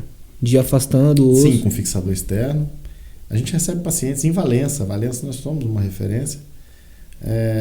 No estado, principalmente, né? Outros estados têm outras referências, mas tem colegas no Rio que fazem muito bem, mas muitos nos procuram. Tem pacientes do Rio que vêm operar com a gente aqui e a gente tem uma experiência grande aí, muito grande. Só desses aparelhos aí redondos aí, deve estar na casa aí nos 6 mil, 5 mil, 6 mil aparelhos que eu já coloquei. Então a gente com resultados realmente que são fantásticos. Correção de deformidades, tratamento de ossos que não colaram. Muitos ortopedistas não gostam de fazer isso porque a gente recebe o que não deu certo. A gente trata aquilo que nasceu com problema, que são as doenças congênitas. Então, ou aquilo que deu errado no tratamento. O osso não colou, o osso está infectado, o osso colou torto e a gente vai corrigir. Então a gente trata uma sequela, consequentemente o paciente não vai ficar 100%, né? Em alguns casos eu acho que a gente pega o paciente péssimo, eu deixo ele ruim, eu deixo ele mais ou menos, né? Porque ele já está contraturado, mas ele não colocava o pé no chão, ele passa a colocar, ele não usava. Alguns surpreendem, né? Doenças congênitas. Hoje a gente faz muito, por exemplo, as pessoas que têm a perna um pouco torta, que vai desenvolver uma artrose do joelho, vai ter que botar uma prótese. Então, que é preventivo já. Correções com um corte de 1 centímetro, coloca um aparelho desse, uma cirurgia de 40 minutos, e você acerta o eixo da perna e você tira essa pessoa da prótese. No caso, essa técnica, ela funciona para qualquer osso ou seria Qualquer osso. Qualquer osso, com as suas particularidades. Então, os ossos longos, né? Os ossos longos. Por exemplo, os acondroplásicos, os anões. Pessoas que muitas das vezes a gente faz a cirurgia. Às vezes você alonga um pouco os ossos, normalmente a tíbia. Você pode alongar ali até 5 centímetros. Se quer crescer muito, dependendo da pessoa, que né, eles são muitas vezes pequenos, isso dá problemas no dia a dia deles, porque a pia da nossa casa não é feita para isso, né? As coisas do dia a dia para eles são complicadas. A adaptabilidade ali, né? Então, quando você alonga, por exemplo, a tíbia, tudo bem, mas ele quer crescer, às vezes a gente consegue aí 14 centímetros, 12 centímetros, aí tem que alongar fêmur e tíbia. Nesse caso, quando eu alongo isso, eu tenho que alongar também o húmero. Proporcionalmente. Porque senão ele vai ficar com os braços curtinhos e vai ficar com as pernas muito grandes. Mas faz esse trabalho e melhora muito, é uma questão que melhora muito a qualidade de vida dessas pessoas. Nem tudo são flores, isso não é da hora, né? Ele vai mexendo, ele mexe em casa no aparelho, conforme vai orientando. Tem que fazer com um profissional de larga experiência, né? Porque existem lesões neurovasculares, existem essa série de coisas. Tem que estar acompanhado por bons fisioterapeutas, né? O Juliano ali, recomendo ele sempre, que ele trabalha com a gente lá na clínica. Bota aí, vamos botar aí a tarjinha do Juliano aí para o pessoal conhecer. Claro. Tem uma experiência enorme na parte de trauma de ortopedia aí, porque ele acompanha minhas cirurgias há anos e anos aí. E todos os meus pacientes eu recomendo, porque o fisioterapeuta que acompanha a cirurgia está muito melhor preparado para poder dar continuidade, porque ele entende tudo o que foi feito e o que vai ser feito. Então, assim, é uma equipe multidisciplinar, tem que ter um bom fisioterapeuta, tem que ter a equipe médica, tem que ter a equipe de enfermagem, às vezes psicólogo, né? Às vezes, né, nutricionista e tudo mais, uma equipe multidisciplinar para você poder ter sucesso resultado. Mas... Só na parte estética para eles ali? Opa, aí você tocou num outro aspecto. Que eu já tô imaginando até no esporte. Isso entrando. Aí você entrou num outro capítulo que é muito interessante e muito discutido, que é o chamado alongamento estético. Quando não existe. Existe, é uma cirurgia plástica. Uma cirurgia plástica. Não, eu tô imaginando até em regimento no esporte. Eu já tô começando a pensar nisso aí já. Eu quero jogar basquete, mas aí também... Mas é um trauma gigantesco, né? Eu digo, o sonho do cara, eu quero... mas a gente consegue fazer ele crescer bem aí que eu estou falando. Num osso só, 5 centímetros mais ou menos. Então, mas já fui procurado por pessoas que queriam, o sonho dele era ir para a polícia, e faltava 2 centímetros para ele não tinha, ele queria chegar Puta que pariu. Né? Ele não... É possível, mas ele vai, lógico, está ciente que é uma cirurgia plástica. A cirurgia plástica é um pouco diferente da cirurgia reparadora, porque é uma cirurgia que tem um conjunto legal diferente, porque você, em alguns casos, o cirurgião plástico ele assume um certo compromisso de resultado. A medicina não tem compromisso de resultado, tem compromisso de meios. Então, o que eu falo com o meu paciente é que eu não posso dizer que ele vai ficar bom, não posso dizer que não há risco, não posso dizer que ele vai ficar assim assado. Eu posso dizer que eu vou fazer o melhor possível. Isso eu posso dizer. Agora, existem... Que vai ter resposta daquela pessoa. Existem resistência imunológica, existe capacidade de cicatrizar. Tem pessoas que fazem um queloide, né? Aquela cicatriz exuberante, outras não fazem. Tem pessoas que cicatrizam maravilhosamente, outras têm dificuldade. Indivíduo, né? Fora as comorbidades, né? Diabetes, que dificulta um pouco em alguns casos, e principalmente o tabagismo. Hoje tem muita gente que não opera nada da parte de alongamento e correção se a pessoa for tabagista, fumante. Ele tem que parar porque atrapalha a regeneração óssea, favorece a infecção, uma série de coisas. Então, assim, a gente assume um compromisso. Agora, o alongamento estético ele é uma realidade, né? Em muitos países fazem isso, nos congressos já foi tema de muita Imagina eu queria ter a perna da Ana Hickman, cara, com 1,30 m de perna, e as pessoas pensam nessa operação, cirurgia, intervenção, para se realizar esteticamente. Sim, é o baixinho que ele não quer. Não quer ser baixinho, ele quer... Também. Bota um salto, porra. Ele pode... Menor que você, joelho? Não, tá maluco, sou muito quase. Muito, quando ela tá sentada. E existe o caso... Não pode sair de salto, não. E o que é muito comum são as discrepâncias. Isso é a pessoa que tem uma perna maior que a outra. Isso também esse a gente opera muito.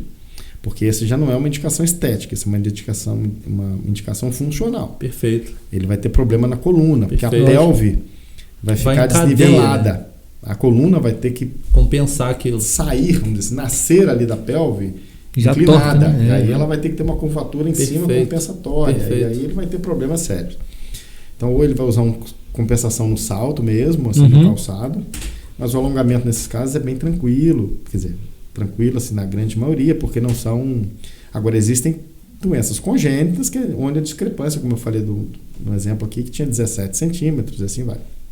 Caraca. Então, assim, é muito ampla a utilização dos fixadores no trauma e nas doenças congênitas, na ortopedia. Pode falar, Jean. O resultado é excelente. Né? E você cria um trauma ali na parte óssea para poder inserir isso daí. Por exemplo, a pessoa tem que cortar o osso. Tem que cortar o osso realmente. Tem um ponto certo ali dele, específico? É no centro da deformidade. Aí existe um aplicativo de software que eu pego as radiografias, eu jogo, faço todas as simulações, meço e ele vai me dizer onde eu vou cortar esse osso. Eu já tenho que fazer um planejamento pré-operatório. Fugiu aqui, seria na epífise ou diáfise? Então, o osso tem 3 partes, né? 3 partes. Você tem a epífise, a diáfise e a metáfise, que fica entre as duas. Então, normalmente, você vai fazer no centro da deformidade, independente onde ela seja. Perfeito, entendi. A grande maioria na diáfise. Na epífise, nunca. Porque a epífise é lá pertinho da articulação. Perfeito. Aí não sobra... Né? Aí você tem que fazer... Tem margem para trabalhar aquilo. Isso. Aí tem regras, né, que a gente vai usar em função do centro de rotação da deformidade, um famoso CORA, como a gente chama. Cara, isso é muito interessante. Por isso que a gente na minha vida. Eu hoje faço muita cirurgia para os colegas, né? Os colegas vão em várias cidades, muitas das vezes ele não manda o paciente para cá, ele tem um problema, manda, a gente vai lá, opera junto com eles, com o maior prazer. Amanhã eu estou indo para Angra para fazer uma cirurgia lá na segunda-feira, na parte de um trauma gravíssimo que está lá internado lá. Alta energia. Alta energia, nem sempre é alta energia. Muitas das vezes é alavanca, né? Como a gente fala, você pode... O que é alta energia? Alta energia o trauma de impacto de alta... Um acidente de trânsito, um impacto... Né? Às vezes até arma de fogo também, né? Esses pacientes aí que... Tiro de fuzil, que são tiros traiçoeiros aí, porque a energia cinética é gigante, gera não só a explosão do osso, como neurólise, miólise, lesões, né? pela energia dissipada. Então, assim... Até o próprio osso vira um fragmento secundário que pode causar mais problema ainda, né? Exatamente. Verdade. E assim, a gente usa princípios, né? Muitas das vezes o osso fragmentou todo, de cima e embaixo. Então, ao invés de você não fica juntando um pedacinho. Você põe um aparelho externo e dá o eixo para esse outro. Aqueles pedacinhos vão se colar um no outro desde que eles estejam vivos. Então, respeitar o osso como um órgão vivo e não como um pedaço de madeira que você tem que os osteoclastos, né? Exatamente. Mantém eles. E o que é manter um osso vivo? Você deixar ele com sangue.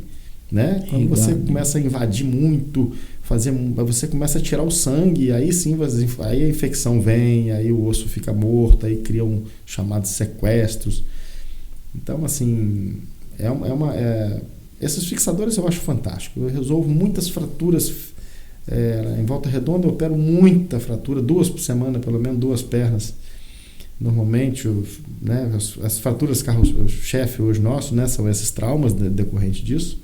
Todos os graves a grande maioria dos graves vem para mim, porque para colocar esses aparelhos.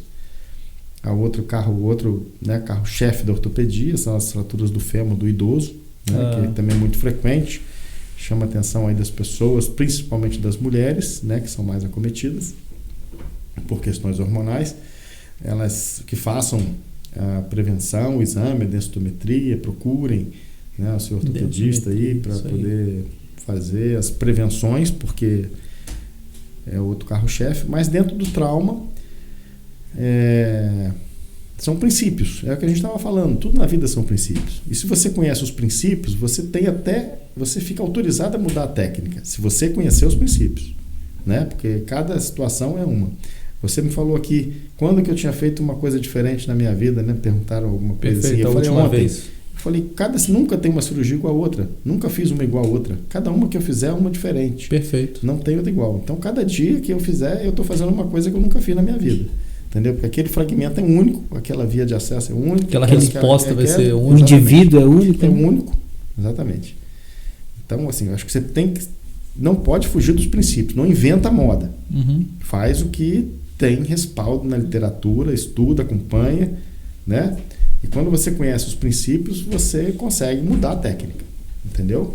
Sem prejudicar o resultado. Dá uma adaptada ali naquela situação, porque né? você às vezes vai se deparar com uma situação na hora que não dá para fazer aquilo. Exatamente.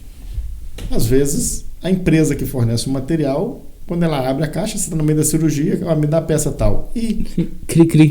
Alguém não colocou isso aqui. Mas e aí? Segura ele rapidinho aí que eu vou mandar um Sedex. Se fosse um mecânico, ele fala assim, olha, deixa aqui, vamos fechar o capô, amanhã a gente volta, você pega e traz. Mas tá aberto. Ainda não é, né? Não tem jeito, tá aberto, você tem que resolver. Às vezes você precisa mudar a técnica dentro de um princípio, né? E aí eu acho que faz total diferença a curva de aprendizado do profissional. A gente tem um problema muito sério na medicina, que a linha de frente da medicina no Brasil ela é conduzida por pessoas de menor curva de aprendizado. Normalmente quem está no pronto-socorro é recém-formado. Virou moda vereador e fiscalizar se o médico está dormindo, entrar no quarto dos médicos e fazer um alarde lá, vereador, ou seja lá quem for. Eu acho isso o cúmulo do absurdo, porque o médico emergencista ele tem que dormir mesmo. Se você chegar de madrugada lá com a sua perna moída, ou infartando, ou com a barriga para o lado de fora, você quer que ele esteja descansado. Se ele ficou atendendo fichinho o dia inteiro e está com olheira, cansado, exausto, ele não vai poder te atender bem. O senhor mudou meu ponto de vista só com essa declaração que o senhor fez, né? Lógico, existem profissionais, igual todo mundo sabe, mas é um ponto de vista do profissional agora falando sobre uma situação que, praticamente acho que muita gente assistiu esse tipo de conteúdo que foi rodado por aí. Então mas nunca ninguém olhou pela visão do profissional. Então o que acontece com o médico? Assim que pode, ele sai dali. Porque ali ele está sendo massacrado. Né? Ele está na linha de frente, fica sem dormir, fica estressado, porque muitas das vezes o contexto político quer fazer com que o médico fique atendendo sem parar a fichinha para que as pessoas não voltem para casa sem atendimento. Só que não tinha que estar numa emergência no hospital. Tinha que estar no posto de saúde, tinha que estar no ambulatório. Perfeito. Sabe? O atestado, eu perdi o trabalho, eu vou pegar o atestado, eu vou lá. Hoje tem a codificação de cores, né, que você vai esperar mais ou menos, dependendo do que você for classificado. Triagem, né? A triagem. E tem um horário específico para ele estar atendendo, não, também para ter esse descanso também, né? Não. no médico durante o plantão. Olha, durante muito tempo, meus plantões eram sempre 24 horas. Hoje, a maioria dos plantões são de 12 horas. Já é mais... mas eu tinha plantões de 24 e hoje muita gente ainda faz plantões de 24, até mais. Mas o que eu quero dizer nesse contexto aí, que a gente está atravessando um pouquinho o assunto, mas é só porque eu acho importante, que eu acho que precisa ser revisto essa questão, porque a curva de aprendizado daquela pessoa que vai te operar ou que vai te atender numa emergência, ela vai definir se você vai viver ou morrer. Entendeu? Então você tem que dar uma boa remuneração, uma boa condição de trabalho, uma boa paz, uma boa estrutura, uma retaguarda, para que o profissional não queira sair dali assim que ele puder, né? Que ele tenha prazer de estar ali, tenha meios para trabalhar. Exatamente. Né? E aí, com muitos profissionais chegando, muitas faculdades, a faculdade de medicina virou um business. Né? 10 mil reais por mês é uma coisa que não dá para entender. Mas, como tem procura, né, os pais acham que colocou o filho numa faculdade de medicina, que a vida dele está resolvida. Enfim, não vou entrar nesse mérito, mas a oferta começou a ficar muito grande, consequentemente a remuneração cai, consequentemente qualidade. O profissional que pode, ele não fica ali. Quem que fica ali? Aquele que começou, que não tem para onde ir, ele vai ficar ali. Então, eu acho que é uma questão que tem que sempre ser reavaliada, e aquela questão da meritocracia, né? A questão do plano de carreira, a questão de que um profissional que está 30 anos de experiência com um recém-formado, né? Mas não, é por horário, quem faz tantas horas ganha a mesma coisa. Então aquele profissional não vai ficar ali. Quanto vale o teu funcionário? Quanto vale o salário dele? Eu pergunto. Vale a dificuldade de você substituí-lo. Cara, né? eu já vi isso aqui acontecer. Foda. O profissional que é difícil de você substituir, ele vai ganhar mais. Né? Aí a pessoa fala, é um absurdo um jogador de futebol ganhar tanto. Então vai lá e faz o que ele faz. Quantos fazem o que ele faz? Né? Então você vê que tem jogador aí que você troca, se sai um, entra 10 iguais, mas tem outros que não. Então dentro de um mesmo time, com a mesma carga horária, com o mesmo tempo de dedicação a um clube, um ganha 10 vezes mais do que o outro. E isso é oferta e procura. Né? Então, e isso naturalmente, nos lugares que não fizer isso, o profissional que se sentir mais qualificado, ele vai ser buscado para outras funções, né? Porque ele vai ter opções. Mas eu acho muito importante, tanto no privado quanto no público, que a emergência fosse frequentada por profissionais de alta curva de aprendizado. Isso eu acho que seria um investimento que iria aparentemente ser mais caro. Não, isso vai baratear muito, porque cada um que fica sequelado, cada um que fica com problema, ele vai ficar por conta do governo pro resto da vida, porque ele vai ser mais um, né, da Previdência, aquela coisa toda, um encostado. Então, muitas das vezes a gente vê muito isso, é um erro ou um mau atendimento inicial, não por intenção muitas das vezes, mas às vezes falta mesmo a experiência ali, né? Falta experiência. Falta, né? A experiência vai dar aquele feeling, né, que a gente fala. Perfeito. Por que você está internando? Porque eu olhei para ele e você já fala, olha, esse paciente não... Você olha, você não sabe nem explicar, mas o cara que tem experiência, ele já sabe, aquele que vai complicar. Então você pega um profissional dentro da medicina que não tem, ele vai internar um monte de gente que não precisaria e vai deixar de internar e vai mandar para casa um que vai complicar. A curva de aprendizado, ela tem que ter um valor aí. Seria uma das soluções que o senhor vê viáveis para um sistema público de saúde não tão bom, vamos dizer assim. No cenário ideal, sim, mas longe da nossa realidade. Eu acho que tudo isso, né? O gestor, o empregador, muitas das vezes no público e privado, ele quer saber quem fica o menor custo para ele. Sim, e ele já deu uma satisfação. Quem enxugar, né? Basta ele botar ali dizendo que é médico e ele já fez o papel dele. Se o médico não desempenhou direito, não é problema dele. Ele deu uma satisfação que colocou o médico. Está habilitado. Então está aqui para essa função. Exato. Ainda que aquele médico não dê conta do que ele vai pegar, né? É difícil você dizer isso, né? Dizer você é bom, você é ruim, aquilo mais. Mas até o médico mais novo, né? Ele queria ter um médico experiente com ele, porque ele vai aprender muito mais. Perfeito. Olha, o médico cansado, todos os médicos novos aí que ouvirem isso vão entender bem. Muitas das vezes eles ficam numa sinuca, ficam num pronto-socorro, às vezes sem estrutura, sem retaguarda, entendeu? E né, com toda a responsabilidade de uma vida na mão dele ali, né? Então, a experiência não vai surgir de uma hora para outra. Ele não vai conseguir ler o livro naquela hora, ele não vai conseguir ver.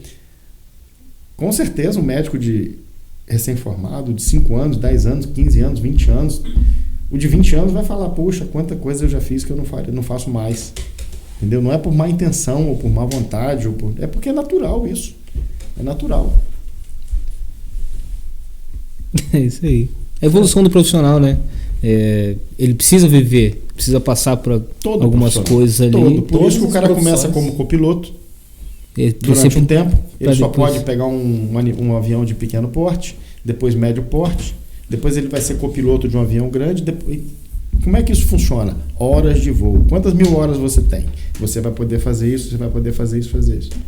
Então você pegar um cara que não voou nada ainda e colocar ele na maior aeronave para fazer o povo, que é você botar num pronto-socorro do interior, muitas das vezes sem estrutura de transferência, sem suporte diagnóstico, e vai chegar ali um infartado, edema agudo de pulmão, vai chegar a fratura exposta, vai chegar um esfaqueado, e o cara não tem aquela hora de voo ali que ele precisa, que é natural. Não estou falando aqui criticando Sim. ou menosprezando, nada disso não. Está agregando uma informação. Uma coisa que é natural.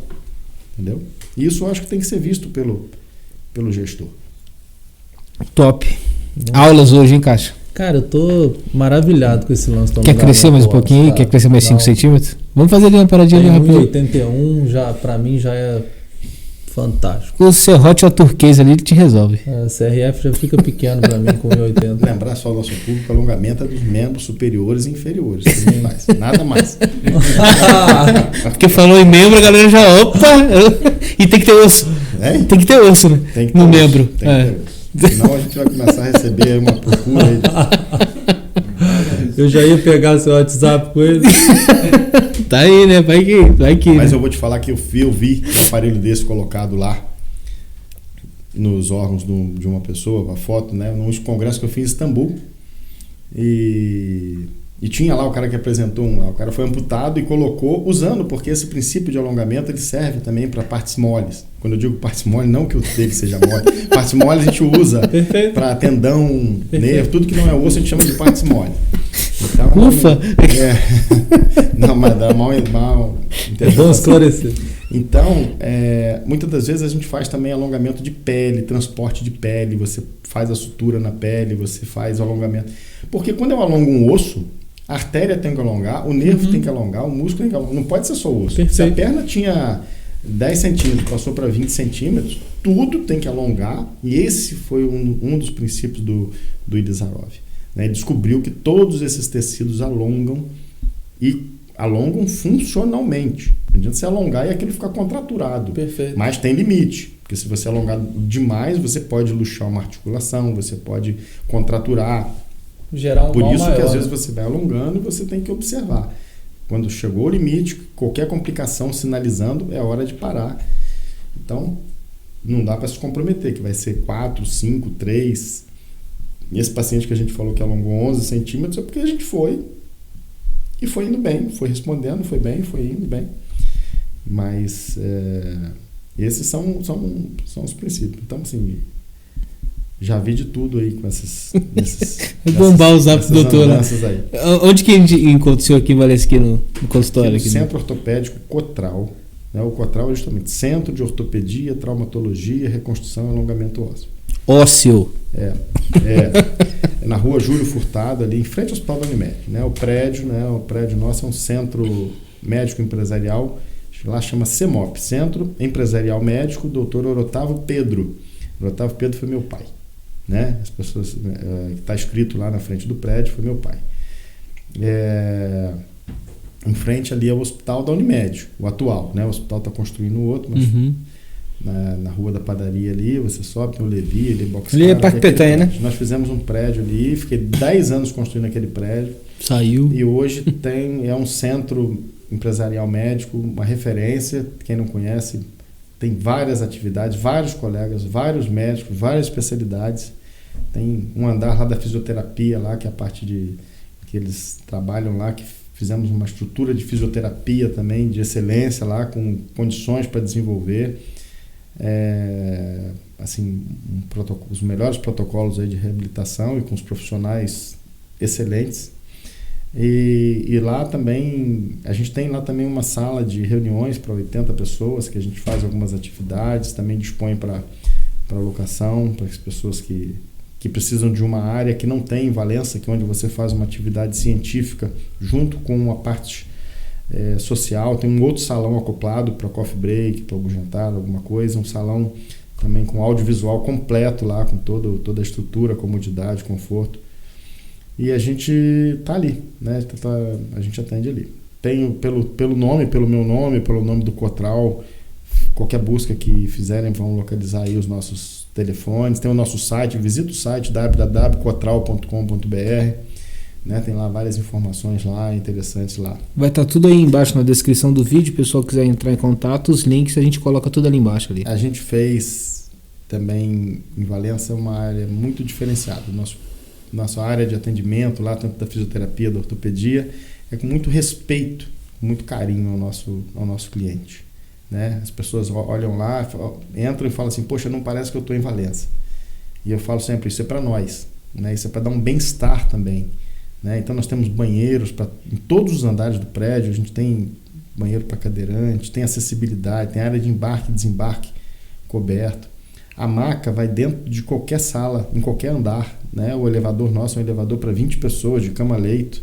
Caraca. Então, assim, se você chega com uma pessoa que está com dificuldade de locomoção, ou que tem limitações, ou que está de maca, a ambulância tem estacionamento da ambulância, a maca vai, né? Porque lá tem pessoas que fazem exames, prestam vários tipos de exames. Então, assim, é uma área muito... que a gente fez mesmo por idealismo. Valença talvez não fosse o melhor lugar para fazer esse investimento, mas a gente é daqui, a gente é filho daqui, a gente vai se criar aqui. Muito obrigado. Né? Então a gente tem que... É muito isso que a gente fala aqui, né? E aí, naquele assunto também que a gente comentou em relação às queimadas, quando a gente se dedicou a tentar prevenir, ajudar para que isso não acontecesse, é por isso, a gente está aqui, a gente vive aqui. Minhas filhas vão certamente, provavelmente meus netos vão estar aqui. A gente tem que ter um ambiente melhor para nós e para eles no futuro. E essas coisas estão diretamente aí E por ligadas. que fazer em outro lugar, né? Se a gente é daqui... Exato. A gente é daqui. E Valença é um lugar que eu gosto muito, né? Eu fui nascido e criado aqui. E eu sou suspeito para falar, né? Falo com medo. Mas eu gosto muito daqui, de Valença. Acho que é um lugar muito bom, um lugar privilegiado, né? Um local que nós não temos, assim, eu digo, uma cidade que não corre tanto dinheiro, não é uma cidade de beira de... badalada, nem nada, né?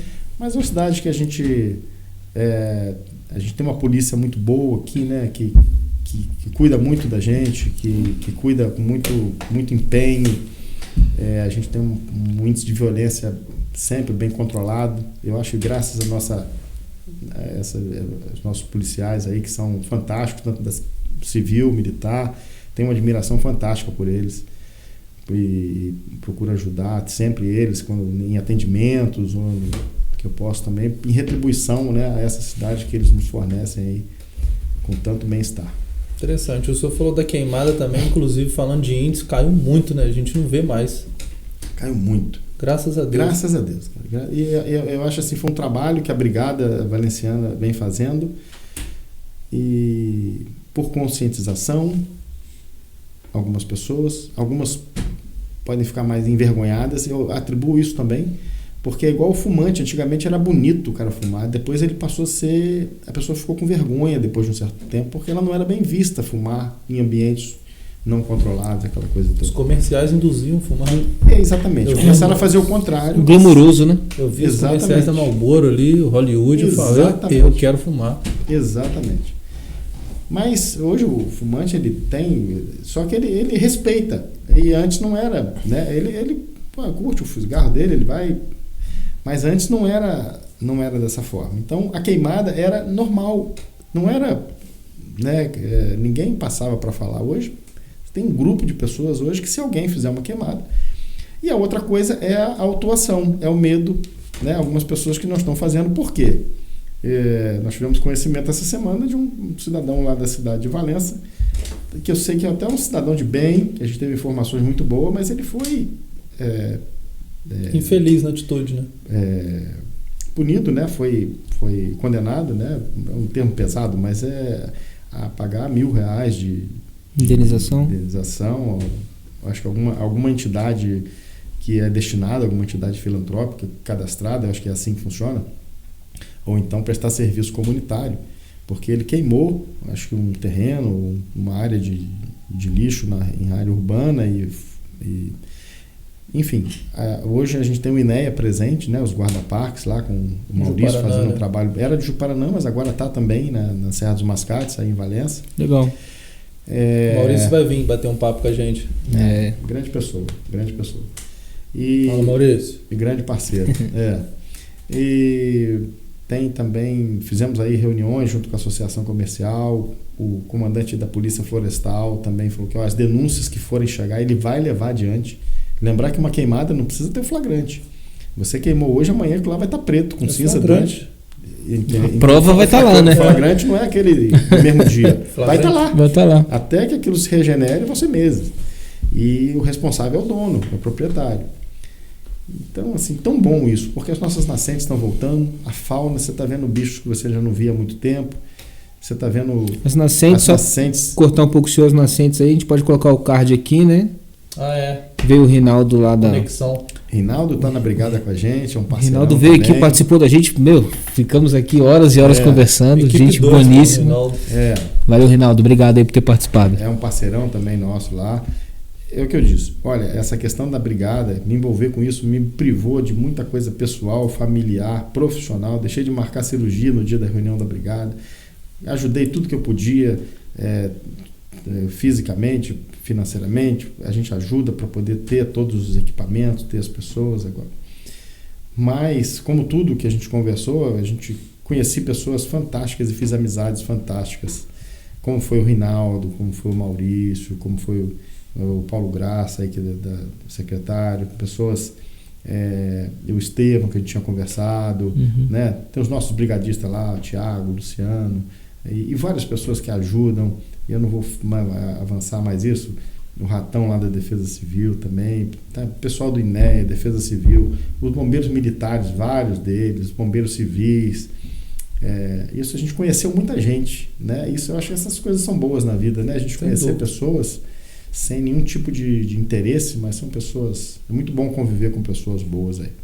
E a brigada foi uma coisa, mais um nicho aí de relacionamentos bons aí, porque essas pessoas aí estão preocupadas com esse futuro, com esse bem-estar das gerações. Ninguém quer nada, ninguém é candidato a nada, ninguém está querendo dinheiro, ninguém está querendo fama. Comprometimento só, né? Só. Quem eu até gostaria entrar de não fazer parte, né? Eu gostaria que a brigada que os órgãos assumissem as suas funções e resolvessem essa questão. Mas tem a Brigada Valenciana, tem página no Instagram, no Facebook, pode mandar mensagem lá, o André Camilo lá, que é um outro grande parceiro Seria nosso. Brigada Valença o Instagram? Isso, se colocar já vai localizar, tá? Quem quiser participar, vai estar na descrição aí também. Aí tem o Everton Matos, que é um cara fantástico lá do Empório Rural, o Henrique Lute, sabe? O Lute já tinha me falado já. O Vandré, que está aqui do Pense Verde, né? Pense Verde, são pessoas assim que são fantásticas. Compraram essa briga por amor à causa, né? Por entender que isso é bacana. E é tanta mata agora que está voltando, está conseguindo voltar, né? Que ela não conseguia, porque quando ela estava queimada, as árvores já estão num tamanho, não podemos parar de forma alguma, porque basta uma tarde aí de queimada e aquilo ali vai tudo embora. Principalmente nesse tempo. Precisa da continuidade. Teve uma caminhada, dessa conscientização. Teve uma caminhada para a torre, tem uns anos já, acho que o Dia Mundial da Limpeza, alguma coisa assim, que a gente plantou algumas mudas lá em cima. O replantio é fundamental, mas é o que eu canso de falar. Uma tarde de queimada acaba com todo o seu replantio. Concordo. Como aconteceu lá no Esquadrão. Concordo. Hoje, quem está lá, o Major Dias, que a gente comentou, uma pessoa fantástica, uma pessoa que está engajada, uma pessoa que cedeu o esquadrão para o pessoal da Brigada fazer, a Defesa Civil, o Ratão lá junto com o Bombeiro Militar. Ratão, eu falo porque ele mesmo fala que o nome dele é Ratão, o apelido é Luiz Carlos, né? Chamar um cara de Ratão aqui chefe da Defesa Civil, ele chama de Ratão. Mas eu tenho certeza que ele vai ver isso com bons ouvidos. Ele vai ouvir com bons ouvidos. Mas o Major Dias, o Coronel Moreira, antecessor a ele também, sabe? Esse dia teve lá um incidente lá com um treinamento que pegou fogo, a brigada chegou, ele, poxa, levamos equipamentos, porque ele fez também tudo por nós, né? Cedeu tanto para aula prática, deu alimentação para todo mundo, cedeu auditório. E lá houve, há épocas atrás, né? Lá com o Castilho, o Carlos Henrique, o pessoal do Unimed, fez um projeto lá de reflorestamento do esquadrão. Plantaram mudas, conseguiram mudas, plantaram, cuidaram, combateram formiga. E depois veio uma queimada e acabou com tudo que eles fizeram. Então, quem faz reflorestamento, quem planta, faz acero. Faz em áreas que você consiga fazer o acero.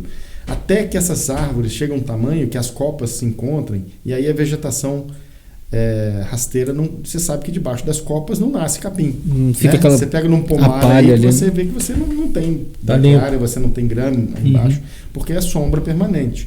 Aí essa mata está se defendendo sozinha, aí ela se defende. Quando as copas se encontram, são as matas frescas. Precisamos chegar nesse ponto. Mas isso tem que ser uns 15 anos mais aí de luta, matando um leão por dia. Interessante. Show de bola, cara. Olha quanta coisa a gente conversou hoje que não tem nada a ver, mas tudo liga. Tem uns 4 podcasts aqui. Dá pra ter perigoso quebrar um osso queimando, mas dá pra pagar com kimono. Também dá, né? Boa. Aí assim a gente vai, pô. Aí vai, corre, desce lá no Clube do Tiro.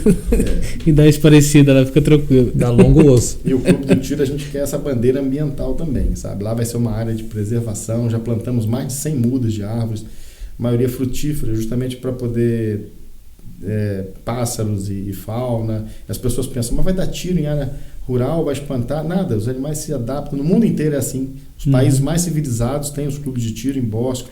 Isso não afeta nada. Normalmente são os locais onde os animais têm mais segurança e mais refúgio. Porque, em hipótese alguma, pode tocar num animal num clube de tiro, de forma alguma. A consciência normalmente ali de todo mundo, né? Apesar de ter os CACs que eu falei que tem como caçador, a caça só é liberada, a caça homologada, né? A caça em locais, né? Para controle ambiental. Nós temos hoje o problema aí dos javalis, né? Mas eu particularmente sou averso à caça, não gosto, nunca... Já quando criança, aquela questão, e hoje eu procuro, sabe, fazer alguma coisa até para compensar isso, né? Tinha aquela cultura, né, da gente criança, de passarinho, aquela coisa... Estilingue ali, né? Exato, mas eu já, sabe, eu hoje sou averso a isso completamente. Então a gente procura também ter essa causa ambiental, só fazendo a ligação aí que você fez aí. Não, perfeito. Uma coisa fechar na outra. Aí. Perfeito. Pô, show de bola, doutor. Obrigado por ter aceitado o convite aí. Desculpa ter alongado aí numa noite de sábado aqui, ter tirado o senhor, mas... falar por isso. Prazeroso demais ter a oportunidade de mostrar coisas importantes para as pessoas. Conteúdo. Eu acho que isso é legal. Eu acho que são informações úteis, não são informações de curiosidade. Acho que a gente falou muita coisa que agrega, né? Que agrega. É um bem comum, né? É para todo mundo. Exatamente. E esse é um dos nossos objetivos aqui, né? Se uma pessoa conseguiu assistir ou ouvir nosso conteúdo aqui e já raciocinar de uma forma diferente com algum tipo de tema que aqui teve, a gente já ficou feliz com relação a isso. Léo, então, parabenizar vocês por esse trabalho. Primeiro que eu achei muito legal o ambiente de vocês, Obrigado. O cenário, a recepção, a cordialidade e a iniciativa, o bem que vocês fazem para o nosso município, para as nossas pessoas, e eu acho que vai bem além do nosso município, né, da sua abrangência. Mas vocês estão de parabéns. Vocês também estão sábado à noite se dedicando a isso aqui, e eu acho que muito preocupado também com essas informações que vão somar para todo mundo aí. Obrigado. Recíproco tudo isso que o senhor comentou da gente, tá? Realmente o propósito ele permeia bem isso daí mesmo, da gente deixar de algumas coisas pessoais, de algumas coisas familiares, comerciais, para realmente buscar esse propósito e poder prosperar cada vez mais, né? É isso que a gente tenta fazer aqui. Exatamente. É uma contribuição fantástica do meu ponto de vista. Beleza, muito obrigado, tá? Caixa, obrigado. Valeu. Tamo junto. Mais uma. Doutor, tamo junto. Em breve a gente está indo lá conhecer o espaço. Isso, com certeza. Você é muito bem-vindo. Se inscreve e vai lá no clube. Valeu? Tamo junto. Um abraço.